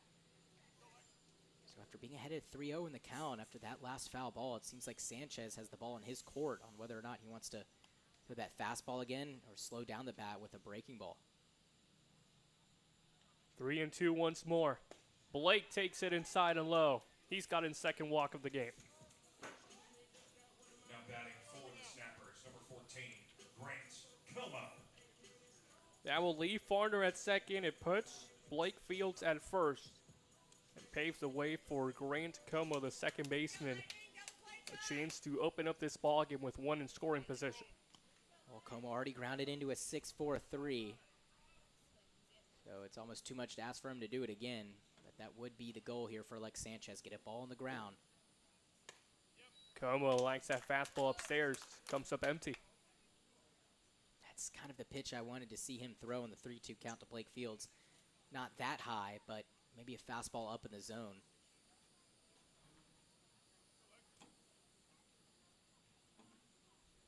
The 0-1. 0-2. Grant doesn't agree with the call. Alex Sanchez has done a very good job at nailing that outside part of the plate to right-handed batters. That is a good spot to go back to, but most likely we try to get the swing and miss here on an 0-2. Como towards the left side, double play opportunity. There's one, the relay to first, a bit too slow. And now Matthew Farner cutting a run down. He'll try and wiggle his way out of the tag, and he can't do so, and the inning comes to an end. Yeah, that's a really big miscue from Farner, who is obviously really good on the base pass, but took a really big turn around third. I'm not really sure why, and the Lightning took advantage. And I think with that being a high throw over to third base, if Farner, had it in mind to go back to the bag and give it one last shot, he might have been back at third safely. Remember, that's a long throw, first to third, and that was pretty high. If Farner gets back in there, the inning continues. Well, that wasn't the case, and Orlando had a chance to get some insurance, but weren't able to pull it through. They still lead it by 1 as we head to the 6th.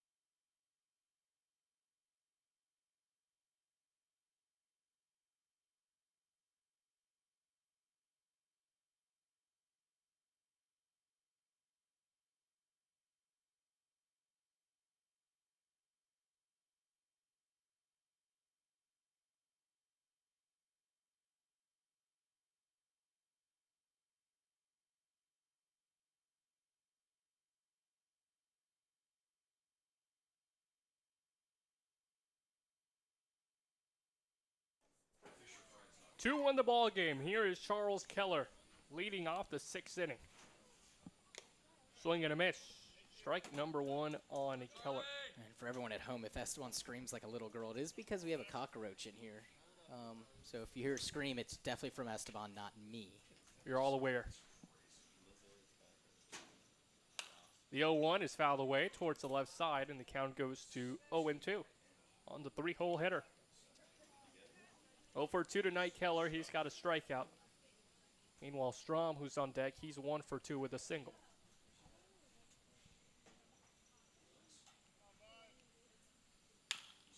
A bouncer to second. There is Grant Como, who throws to first. 1 up, 1 retired. Lightning got a huge break to end that last inning. Farner drifting too far off the third base bag, and it ended up being a 5-4-3-5-2 double play, technically.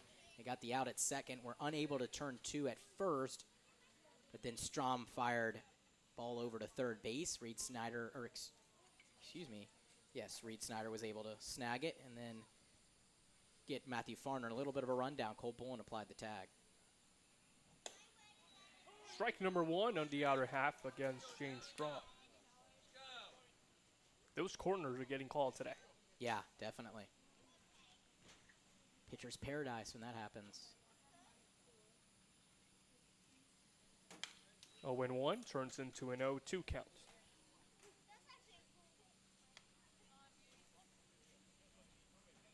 So far, Braden Rapp looking solid. Trying to record his 5th straight out since coming out of the bullpen. 0-2. Misses below the knees.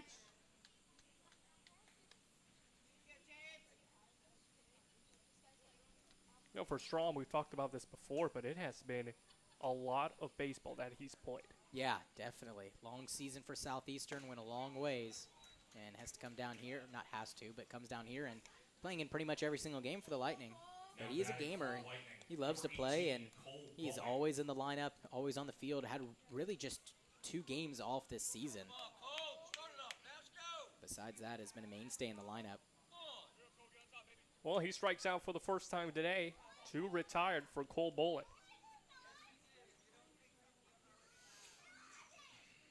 Bullen also has a hit so far. Hitting .500 this ball game, 1 for 2. Strike number 1. Now we're starting to see Rapp consistently go to that corner, towards that left side. Yeah, it might have been a generous call. Seemed a little bit off the plate. Up the middle. This one a play for Farner. He has it, throws to first, and another 1-2-3 inning for the Snappers and Braden Rapp. 3 retired in the 5th, 3 retired in the 6th. We'll see you in the bottom half.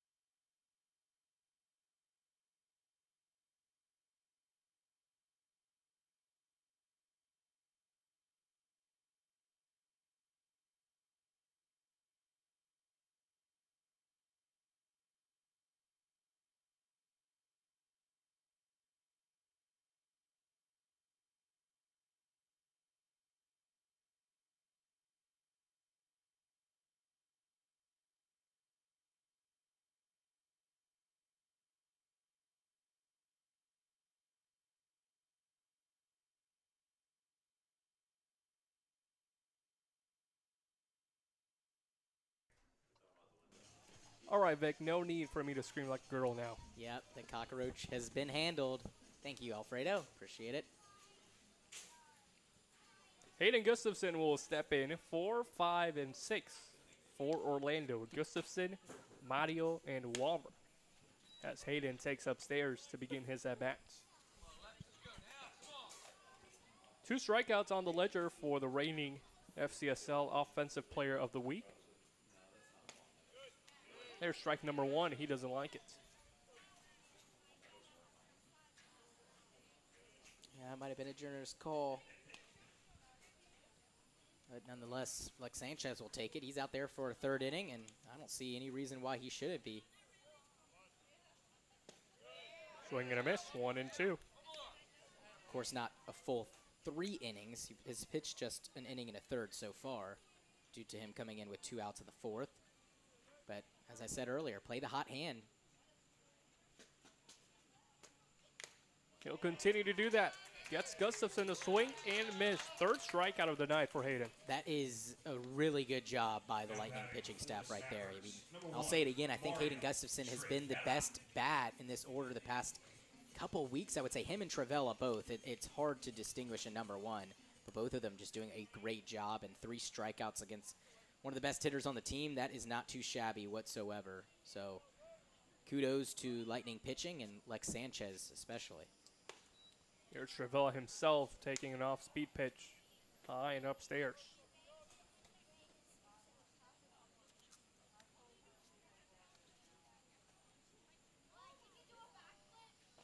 One and 0. 1-1. We are definitely seeing a pitcher's duel here in Orlando, now with both starting pitchers out of the way. So runs are going to be precious here. And as of right now, that 1 error for the Lightning looming large, as well as that miscue by Matthew Farner to end the last inning. Last inning, at least for the Snappers at the plate. That was a big one, too. That would have extended the inning, and they could have added some insurance to their 2-1 lead. Here's a 1-2. The extra hitter strikes out swinging. Back-to-back Ks by Sanchez. 2 down. Wow, I mean, that fastball is just absolutely electric from Lex Sanchez, and just overpowering the 2 best hitters right now on the team in Travella and Gustafson.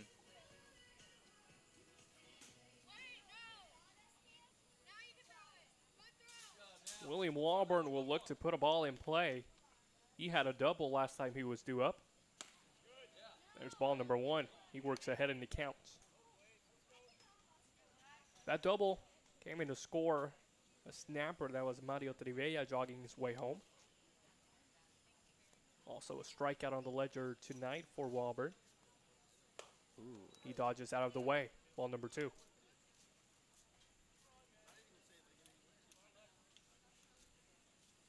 Talked about it earlier, the defensive presence that Hudson Walburn was on Saturday. A couple really good plays in left. Just fully extending on both of those grabs. One in foul territory, and then one that should have been a double. It was well into the gap. And he took away both of those. Well, the first one did score a run. It was a sac fly, which made me beg the question on if he should have grabbed it. Of course, the at-bat would have continued. It was James Strom. So, trade a run for an out. You see that all the time, and of course, it ended up working out. Snappers got the victory. But it would have been interesting later in the game if that came back to haunt the Snappers.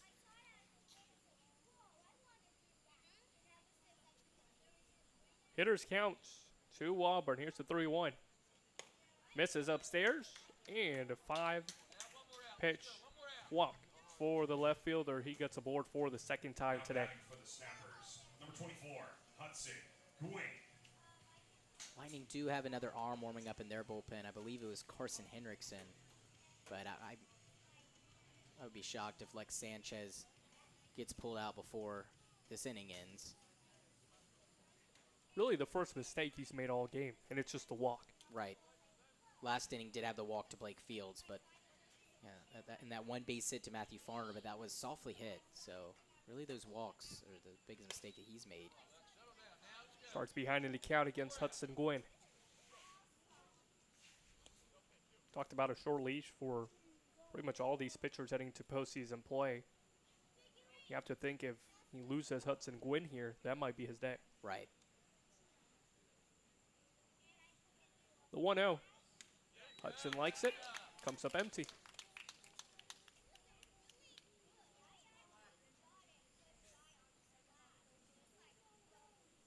Gwynn, a guy that has been aching to play third base this year.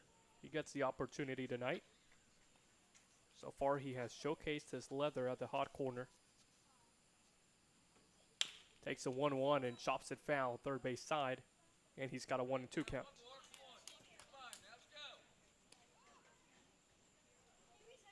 Last year posted the best batting average out of any snapper at .314 for the summer. Ahead of Dawson Mock, who is doing just incredible things with Sanford this year.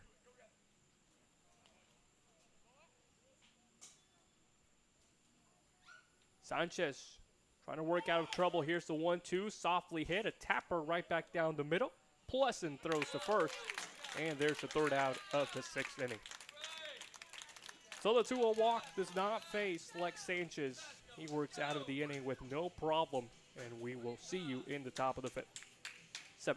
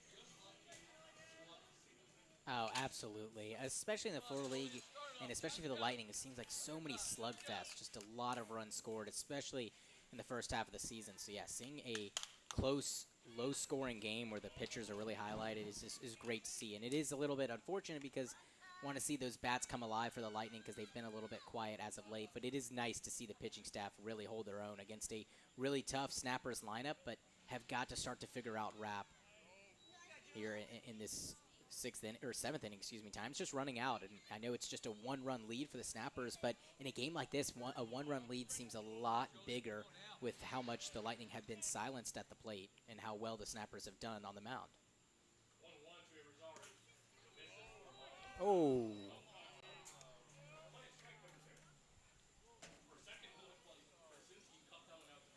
Yeah, it did. It seemed like it had to have been a mislocation for Rapp.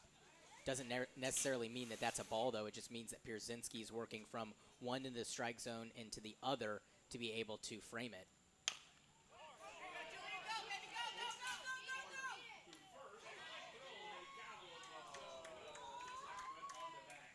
Yeah, he did. A really strong throw by Farner, almost too strong. I thought for a second that Mercado had to leap and almost got off the bag, and then as Irizarry touched it, he was off of it, but I guess that wasn't the case. Mercado's pretty tall, so he was able to, I guess, keep at least one spike on it, maybe even two.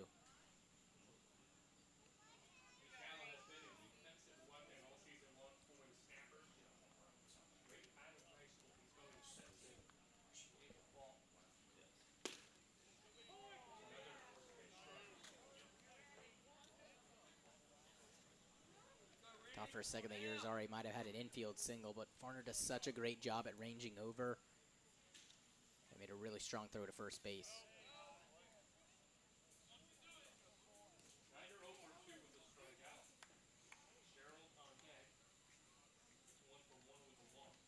last walk from him was the last runner aboard for the Lightning back in the 4th inning. Since then, they have been retired 2 straight times, 1, 2, 3, and then that strikeout to end the 4th after Fitzgerald's at bat, and then the ground out here.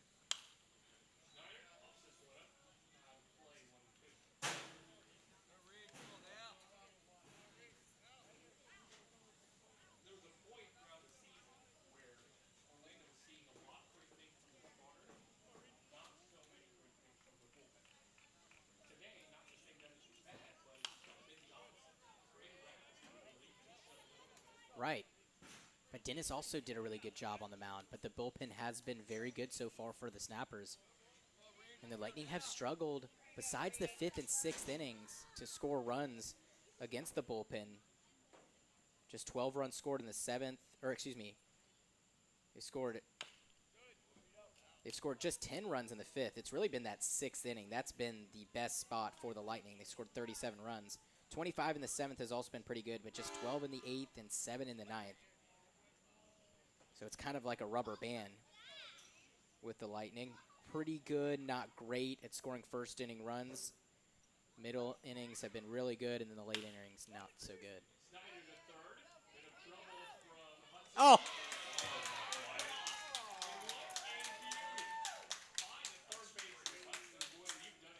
Yeah, just everything going the Snappers' way as of the recent past, and especially for Hudson Gwynn. Slipped initially, and I thought that that was going to be the end-all, be-all after slipping on the turf, but he collected himself. I didn't even know if he was going to be able to grab it, but once he did, I was thinking there's no way he can make that throw over first, and he defied all expectations and was able to throw a very strong one over to first base. Come on, Riley, start it off now. Let's go. 9 up, 9 down.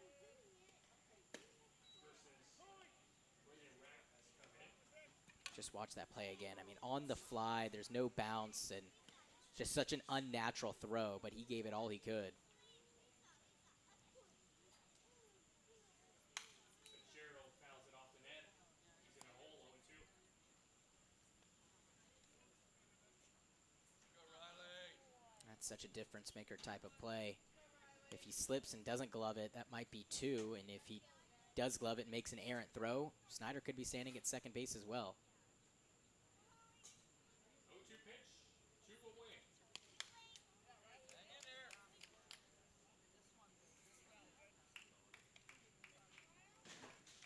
We see how important defense is, not just throughout the season, but tonight.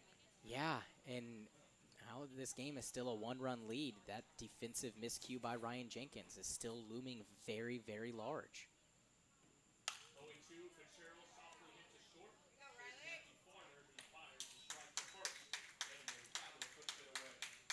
Hudson Gwynn, a very, very spectacularly good play at third.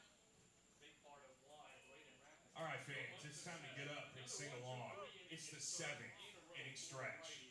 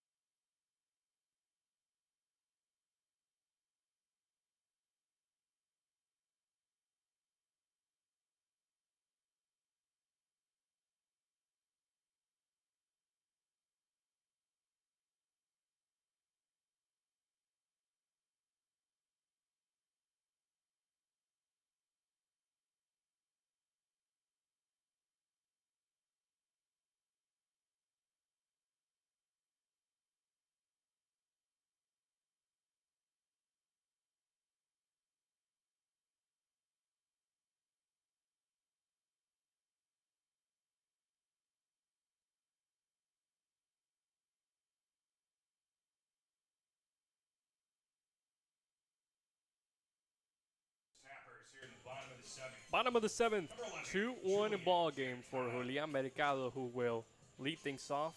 And Vic, Tizzo's barbecue is smelling better than ever. Yeah, I wish you didn't even say anything. It already is creeping into my nostrils, and it is making me very hungry here, as I have not eaten in a while. But hopefully, we'll keep seeing a good pitcher's duel. Maybe the Lightning will score a couple quick runs, and then we'll get out of here on the quicker side, and we can both eat and be happy. Well, I'd be a little bit more happy if the Lightning won. But nonetheless, new pitcher on the mound for Leesburg. It is Carson Henriksen.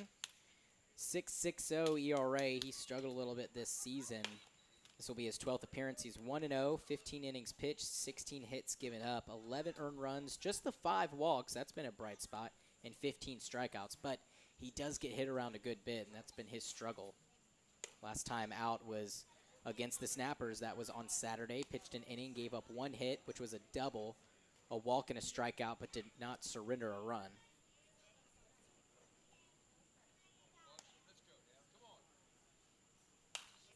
He delivers his first strike of the night. This one is fouled away by Mercado. Mercado on the other side, 0 for 1 with a walk. Looking to get his first base hit of this 2025 postseason play. There's a 3-1 count on the verge of second walks for the first baseman. Don't really see Carson Henderson struggling with his command. If anything, he struggles to get swing and misses and induce weak contact. There's a swing and a miss. Yep. It's that reverse jinx, I'd like to say. So, yeah. Runs the count full on Julian. Here's the 3-2. Mercado fouls it back, stays alive. Getting the leadoff man out is so crucial, especially in these playoff games and these low-scoring affairs. Only one time this game have the Snappers had their leadoff man aboard, and it was Austin Przinsky with a single. He came around to score the first run. 3-2, Mercado will be aboard. So does that mean Mercado's going to score here? Well, the way things are going, you would say yes, but there hasn't been a run scored since the 4th inning, and that was the Snappers. So on paper, it can kind of go both ways on whether or not Mercado will be able to score. But it does mean that Henriksen has got to almost work backwards and try to figure out a way to get Przinsky to maybe roll over on one, let his defense go to work.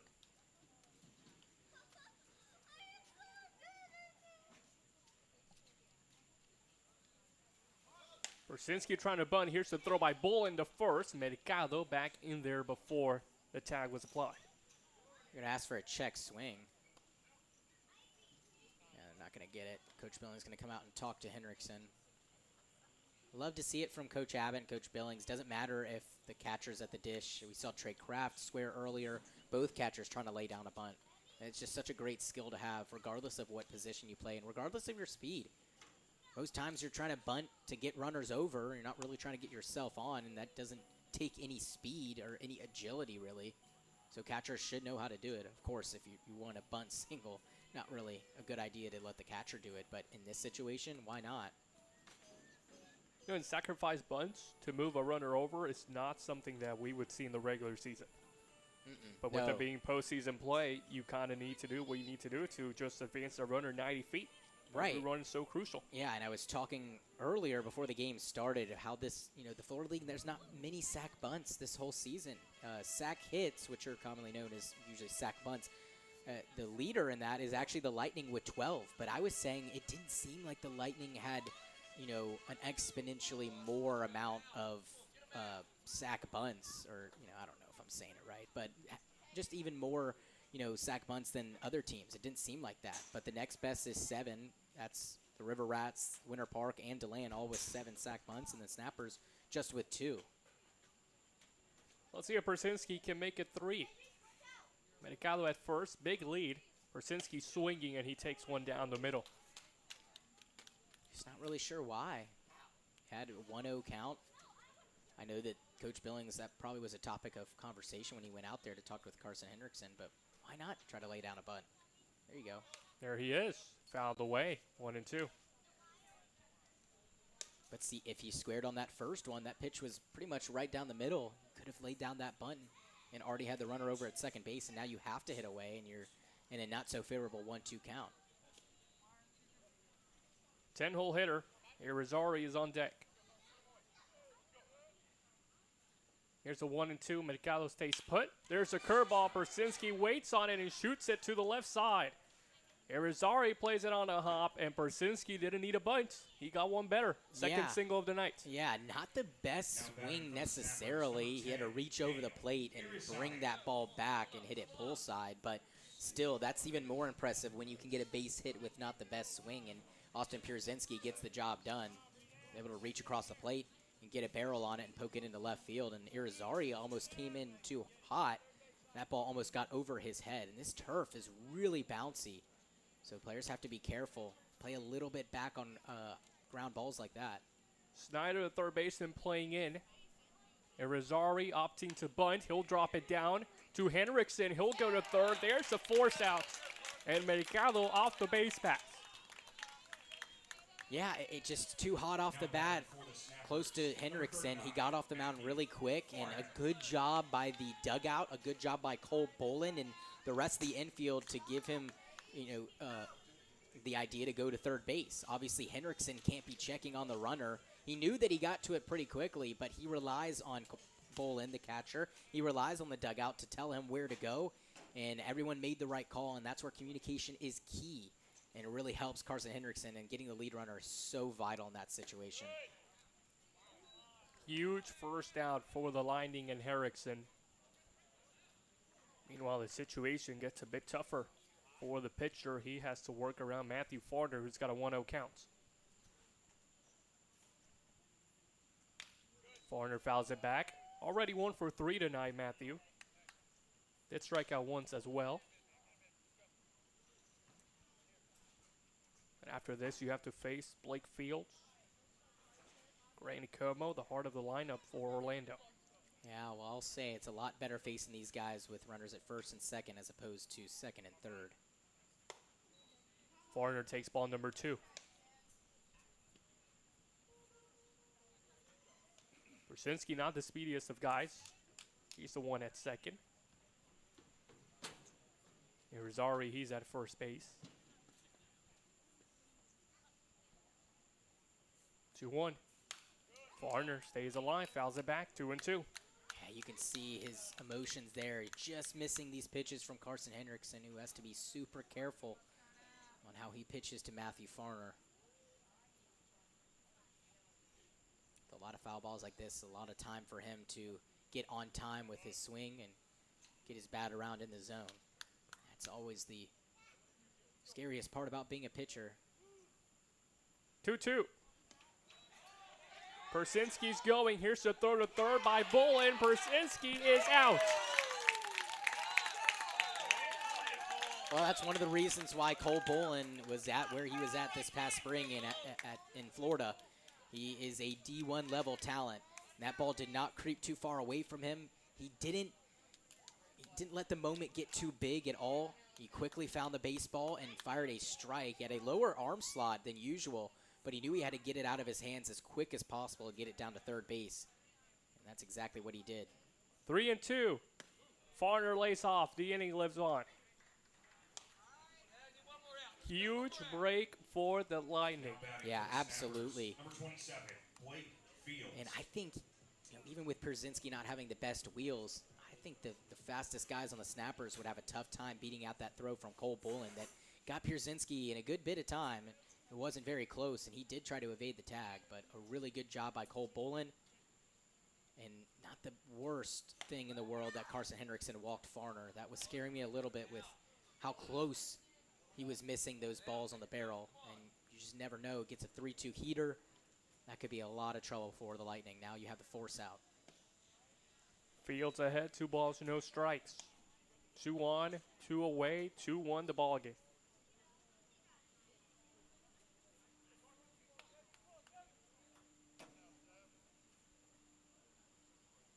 Fields a swing and a miss.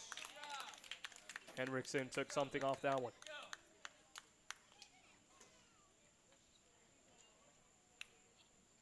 No official at bat recorded by Blake so far. He pops this one up towards the first base side. James Strum has a look and enough room to record the final out of the inning.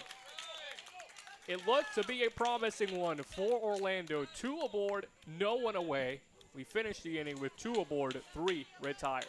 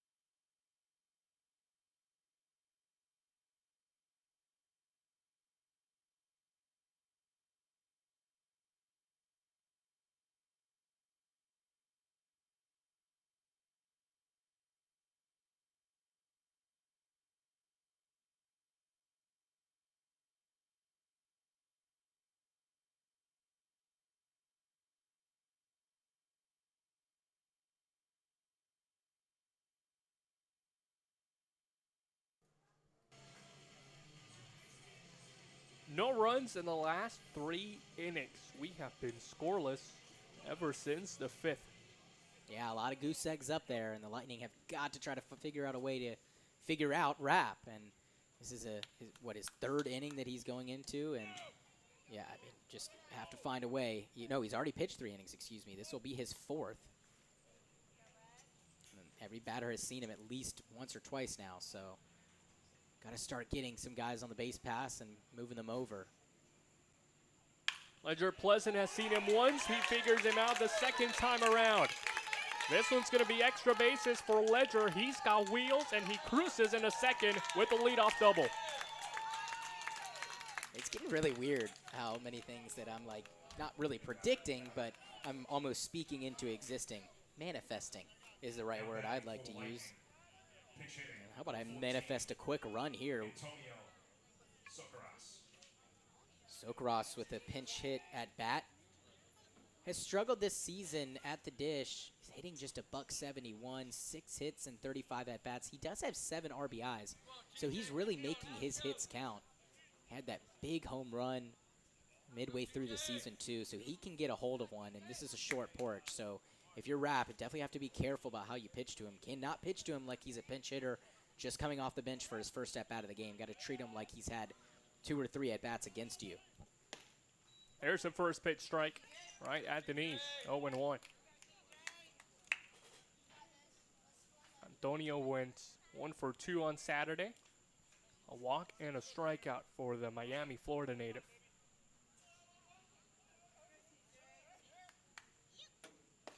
Takes the 0-1, quickly behind, no balls, 2 strikes.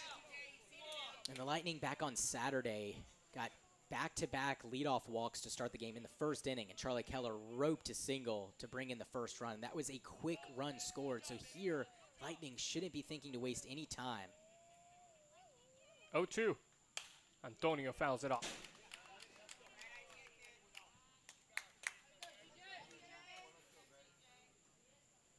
Even in an 0-2 count, there's no reason to be thinking about getting Pleasant in with one swing of the bat here.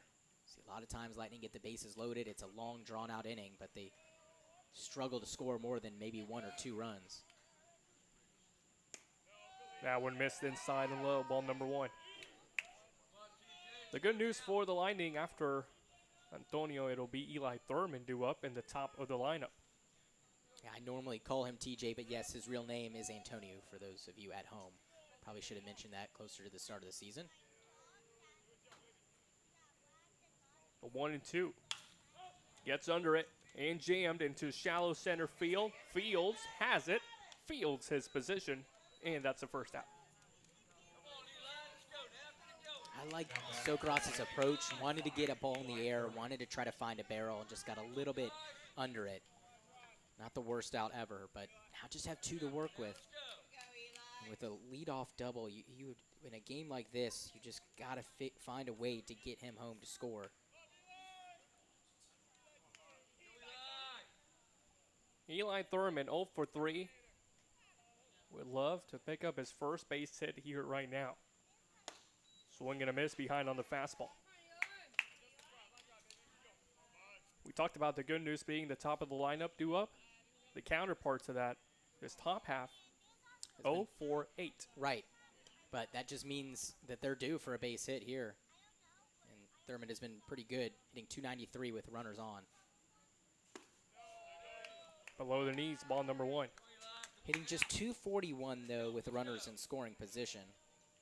But then again is also hitting .438 in terms of successfully advancing runners.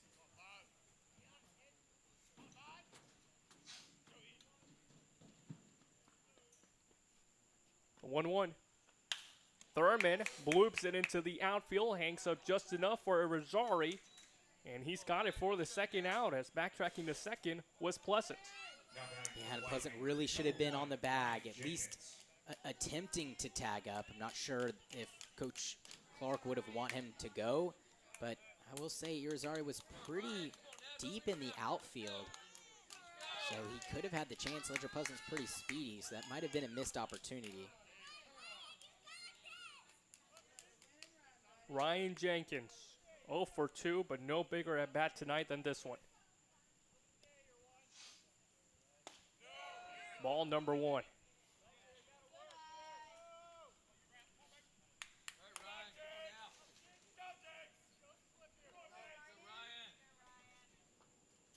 Jenkins hitting just .207 with 2 outs. But is hitting .278 with runners in scoring position. This one well struck to second. Diving play by Como to first, and we're out of the inning. Grant Como saves a run, and the Snappers still hold a 2-1 lead. We head to the bottom of the 8th.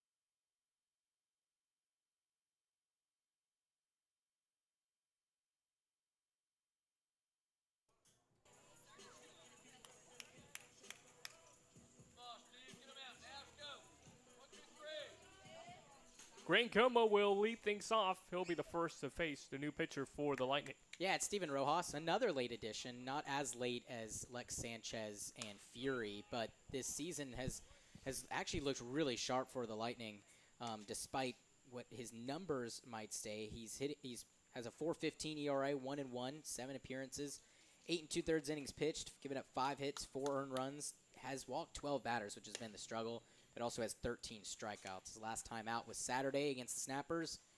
Pitched just 2/3 of an inning, and he struggled, giving up a hit, an earned run, and walking 2 batters. Como, big swing, big miss, 1-2.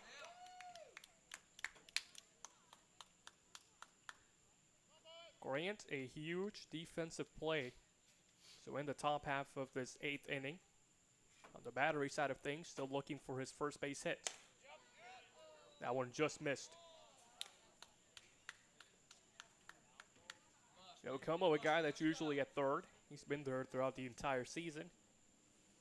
Now with the wrist injury for Mario Trivella, he's been taking over second. He lines this one as short. Ryan Jenkins has it. High throw to Strom. But when you're around 6'3", doesn't matter. Yep, that's the good part about James Strom. One of the many good parts about James Strom is his tall frame and able to bring down a lot of baseballs. And obviously, he helps with his speed, too. He's got the long legs. So, yeah, it's really great having him over there. He's been a brick wall, picking a lot of balls off the dirt or off the turf, and has kept as many things in front of him as he can. And great job by Ryan Jenkins to block that ball up. It was pretty hot off the bat. Just needs to work on that throw a little bit. It's 2 very high throws from him, and one that was unable to be brought in by James Strom. 1-0 to Gustafson. 2 balls, no strikes. That one misses wide.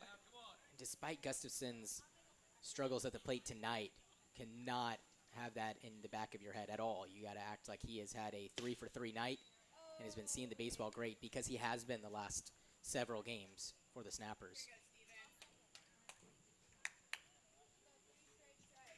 He's got a 3-0 count. Rojas fires in a strike.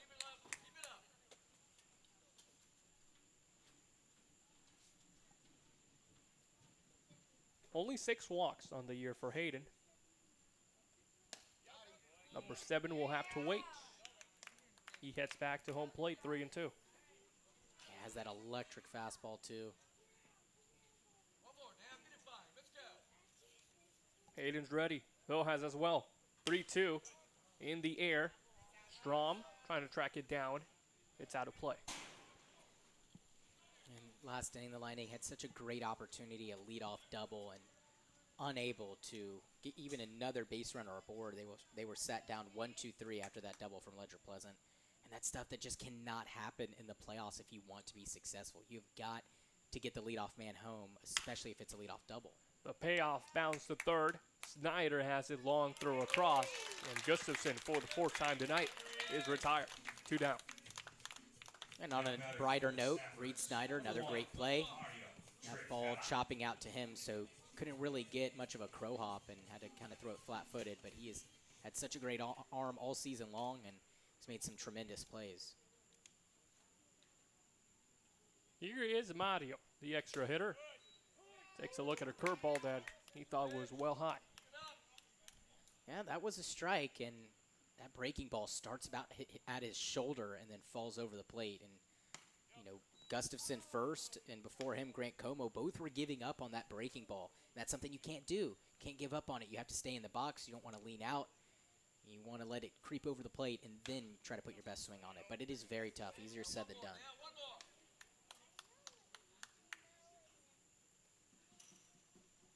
A low-scoring affair. One more strike will send us to the 9th in this 2-1 ballgame. Rojas ahead in the count. Misses. Ball number 2 on Mario. Yeah, with us going to the 9th, last 3 outs for the Lightning, that last inning just looming so large. And that will be one of the difference makers for sure. Just high. Full count again. Didn't miss by much. Rojas liked it. Trivella with a tremendous eye and has to throw something challenging here. The payoff. We'll do it one more. Yeah, Rojas looks so sharp. You can see just every pitch he has really good command of. Even his misses aren't by much. You can tell he's trying to steal a strike or two, but don't want to have to do that here. 3-2. Oh, that's one way to keep yourself alive. An excuse me swing. Looked like it was going to be a strike. Come on now. Get it fine, dude. Get this last down. Let's go. Maybe third time's the charm. Payoff pitch, 2 away. Travella swings and misses. Bolin will have to fire the first, and he does to perfection. 1-2-3 inning for Rojas in relief. It sends us to the 9th. Leesburg Lightning needing to score some runs to keep this ball game going.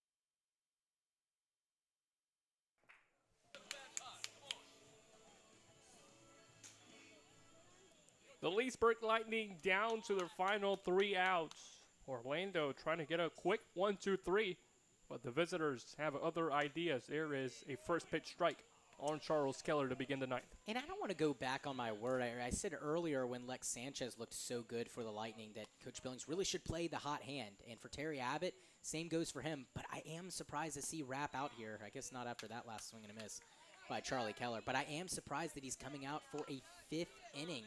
The Lightning have seen him plenty. But to that point, he is also only not retired just one batter. That was the leadoff double from Ledger Pleasant last inning. So he has been in full control. But still, that begs the question is, if, does Terry Abbott have a start or a closing piece to go to in the bottom of the 9th inning, someone that the Lightning haven't really seen much and someone to really throw off their timing after Rapp has been pitching for 4 innings. But for Terry Abbott, going with playing the hot hand, and we'll see if it works out. 1-2. Keller held back. 2 balls, 2 strikes. But it's just very interesting. You don't really see a lot of relief pitchers go, even more than 3 innings, and he's going to go 5, and has only thrown 49 coming into this inning. But if the Lightning do pick up a run and maybe tie it, then that's definitely something to look back on for Coach Abbott on if he could have thrown someone else. But obviously, I do see it from his standpoint, using just 2 pitchers in a game that will set them up perfectly for tomorrow. The count is full on Keller. Braden's 3-2.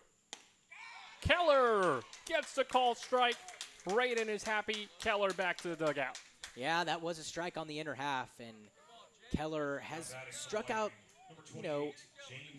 honestly not as much as you would think. Coming into this game, he was 1 short in terms of the most strikeouts behind Thurman and Ledger Pleasant. So for a guy that's played in all of the regular season games, started and played in all the regular season games, you would expect him to have a couple more strikeouts, but doesn't do it too often. James Strom the first. Julian Mercado is there. 2 away. Well, I'll tell you, if anyone deserves to win it, it's the Snappers, I would say. They have been perfect on the defensive side. Their pitching has been perfect as well, and everything on all fronts has been good. Their bats have been pretty quiet tonight, but they have scored enough, and they did get the one gift run from the Lightning off that error. And if that score holds, that one error by Ryan Jenkins does loom large. But then again, Esteban, that was all the way back in the earlier parts of the game, and I realize that was a difference maker now looking back, but it's the third inning. You've got to be able to string together more runs than just the one. So into this ball game, it'll come down to their bats. Cole Bolin, first pitch swinging. Irizarry has it in his glove. And the Snappers in the first game of the semifinals are victorious at home. Braden Rapp, what a performance. One hit given up from the bullpens, 5 innings of work for the reliever. It really is unbelievable, and he did such a fantastic job against a Lightning team that has struggled lately on offense, but still a really good offensive hitting team. And the main fault for the Lightning, it's not the error by Jenkins at all. I want to state that on the record. The bats have got to do a better job. They've got to score more than one run. They have to. And the pitching was phenomenal for Leesburg. The defense, besides that one miscue, was also really good. We saw some really good plays. But at the end of the night, the Pats have to do a better job. But on the other end, Esteban, speaking on the Snappers, Rapp was just unbelievable. Dennis was great, too. Did surrender those 5 hits, but I thought his ability to work around those 5 hits and to finish that inning where the Lightning had a couple base runners on just by giving up the 1 run, that was really amazing to see. That was that 4th inning. The Lightning had the bases loaded and were able to just score the 1. So Dennis did a great job at working around some traffic on the base pass. He had a couple runners on early in the 3rd inning. He was able to get out of that 3rd inning without surrendering a run. And I'll say it again, that 4th inning did a really good job at limiting the damage to just the 1 run. So really good pitching from the Snappers. The bats really weren't there for both teams, but on a night like tonight, it's the pitching staff that really takes over, and the Snappers just got the best of the Lightning tonight. Well, game 2 of this best-of-3 game series in the semifinals will kick off tomorrow from Leesburg. First pitch set for 7 p.m. from Pat Thomas Stadium and Buddy Luck Field. We will see you then. For Vic Masia and the entire Florida League, Esteban Velez, we'll see you tomorrow.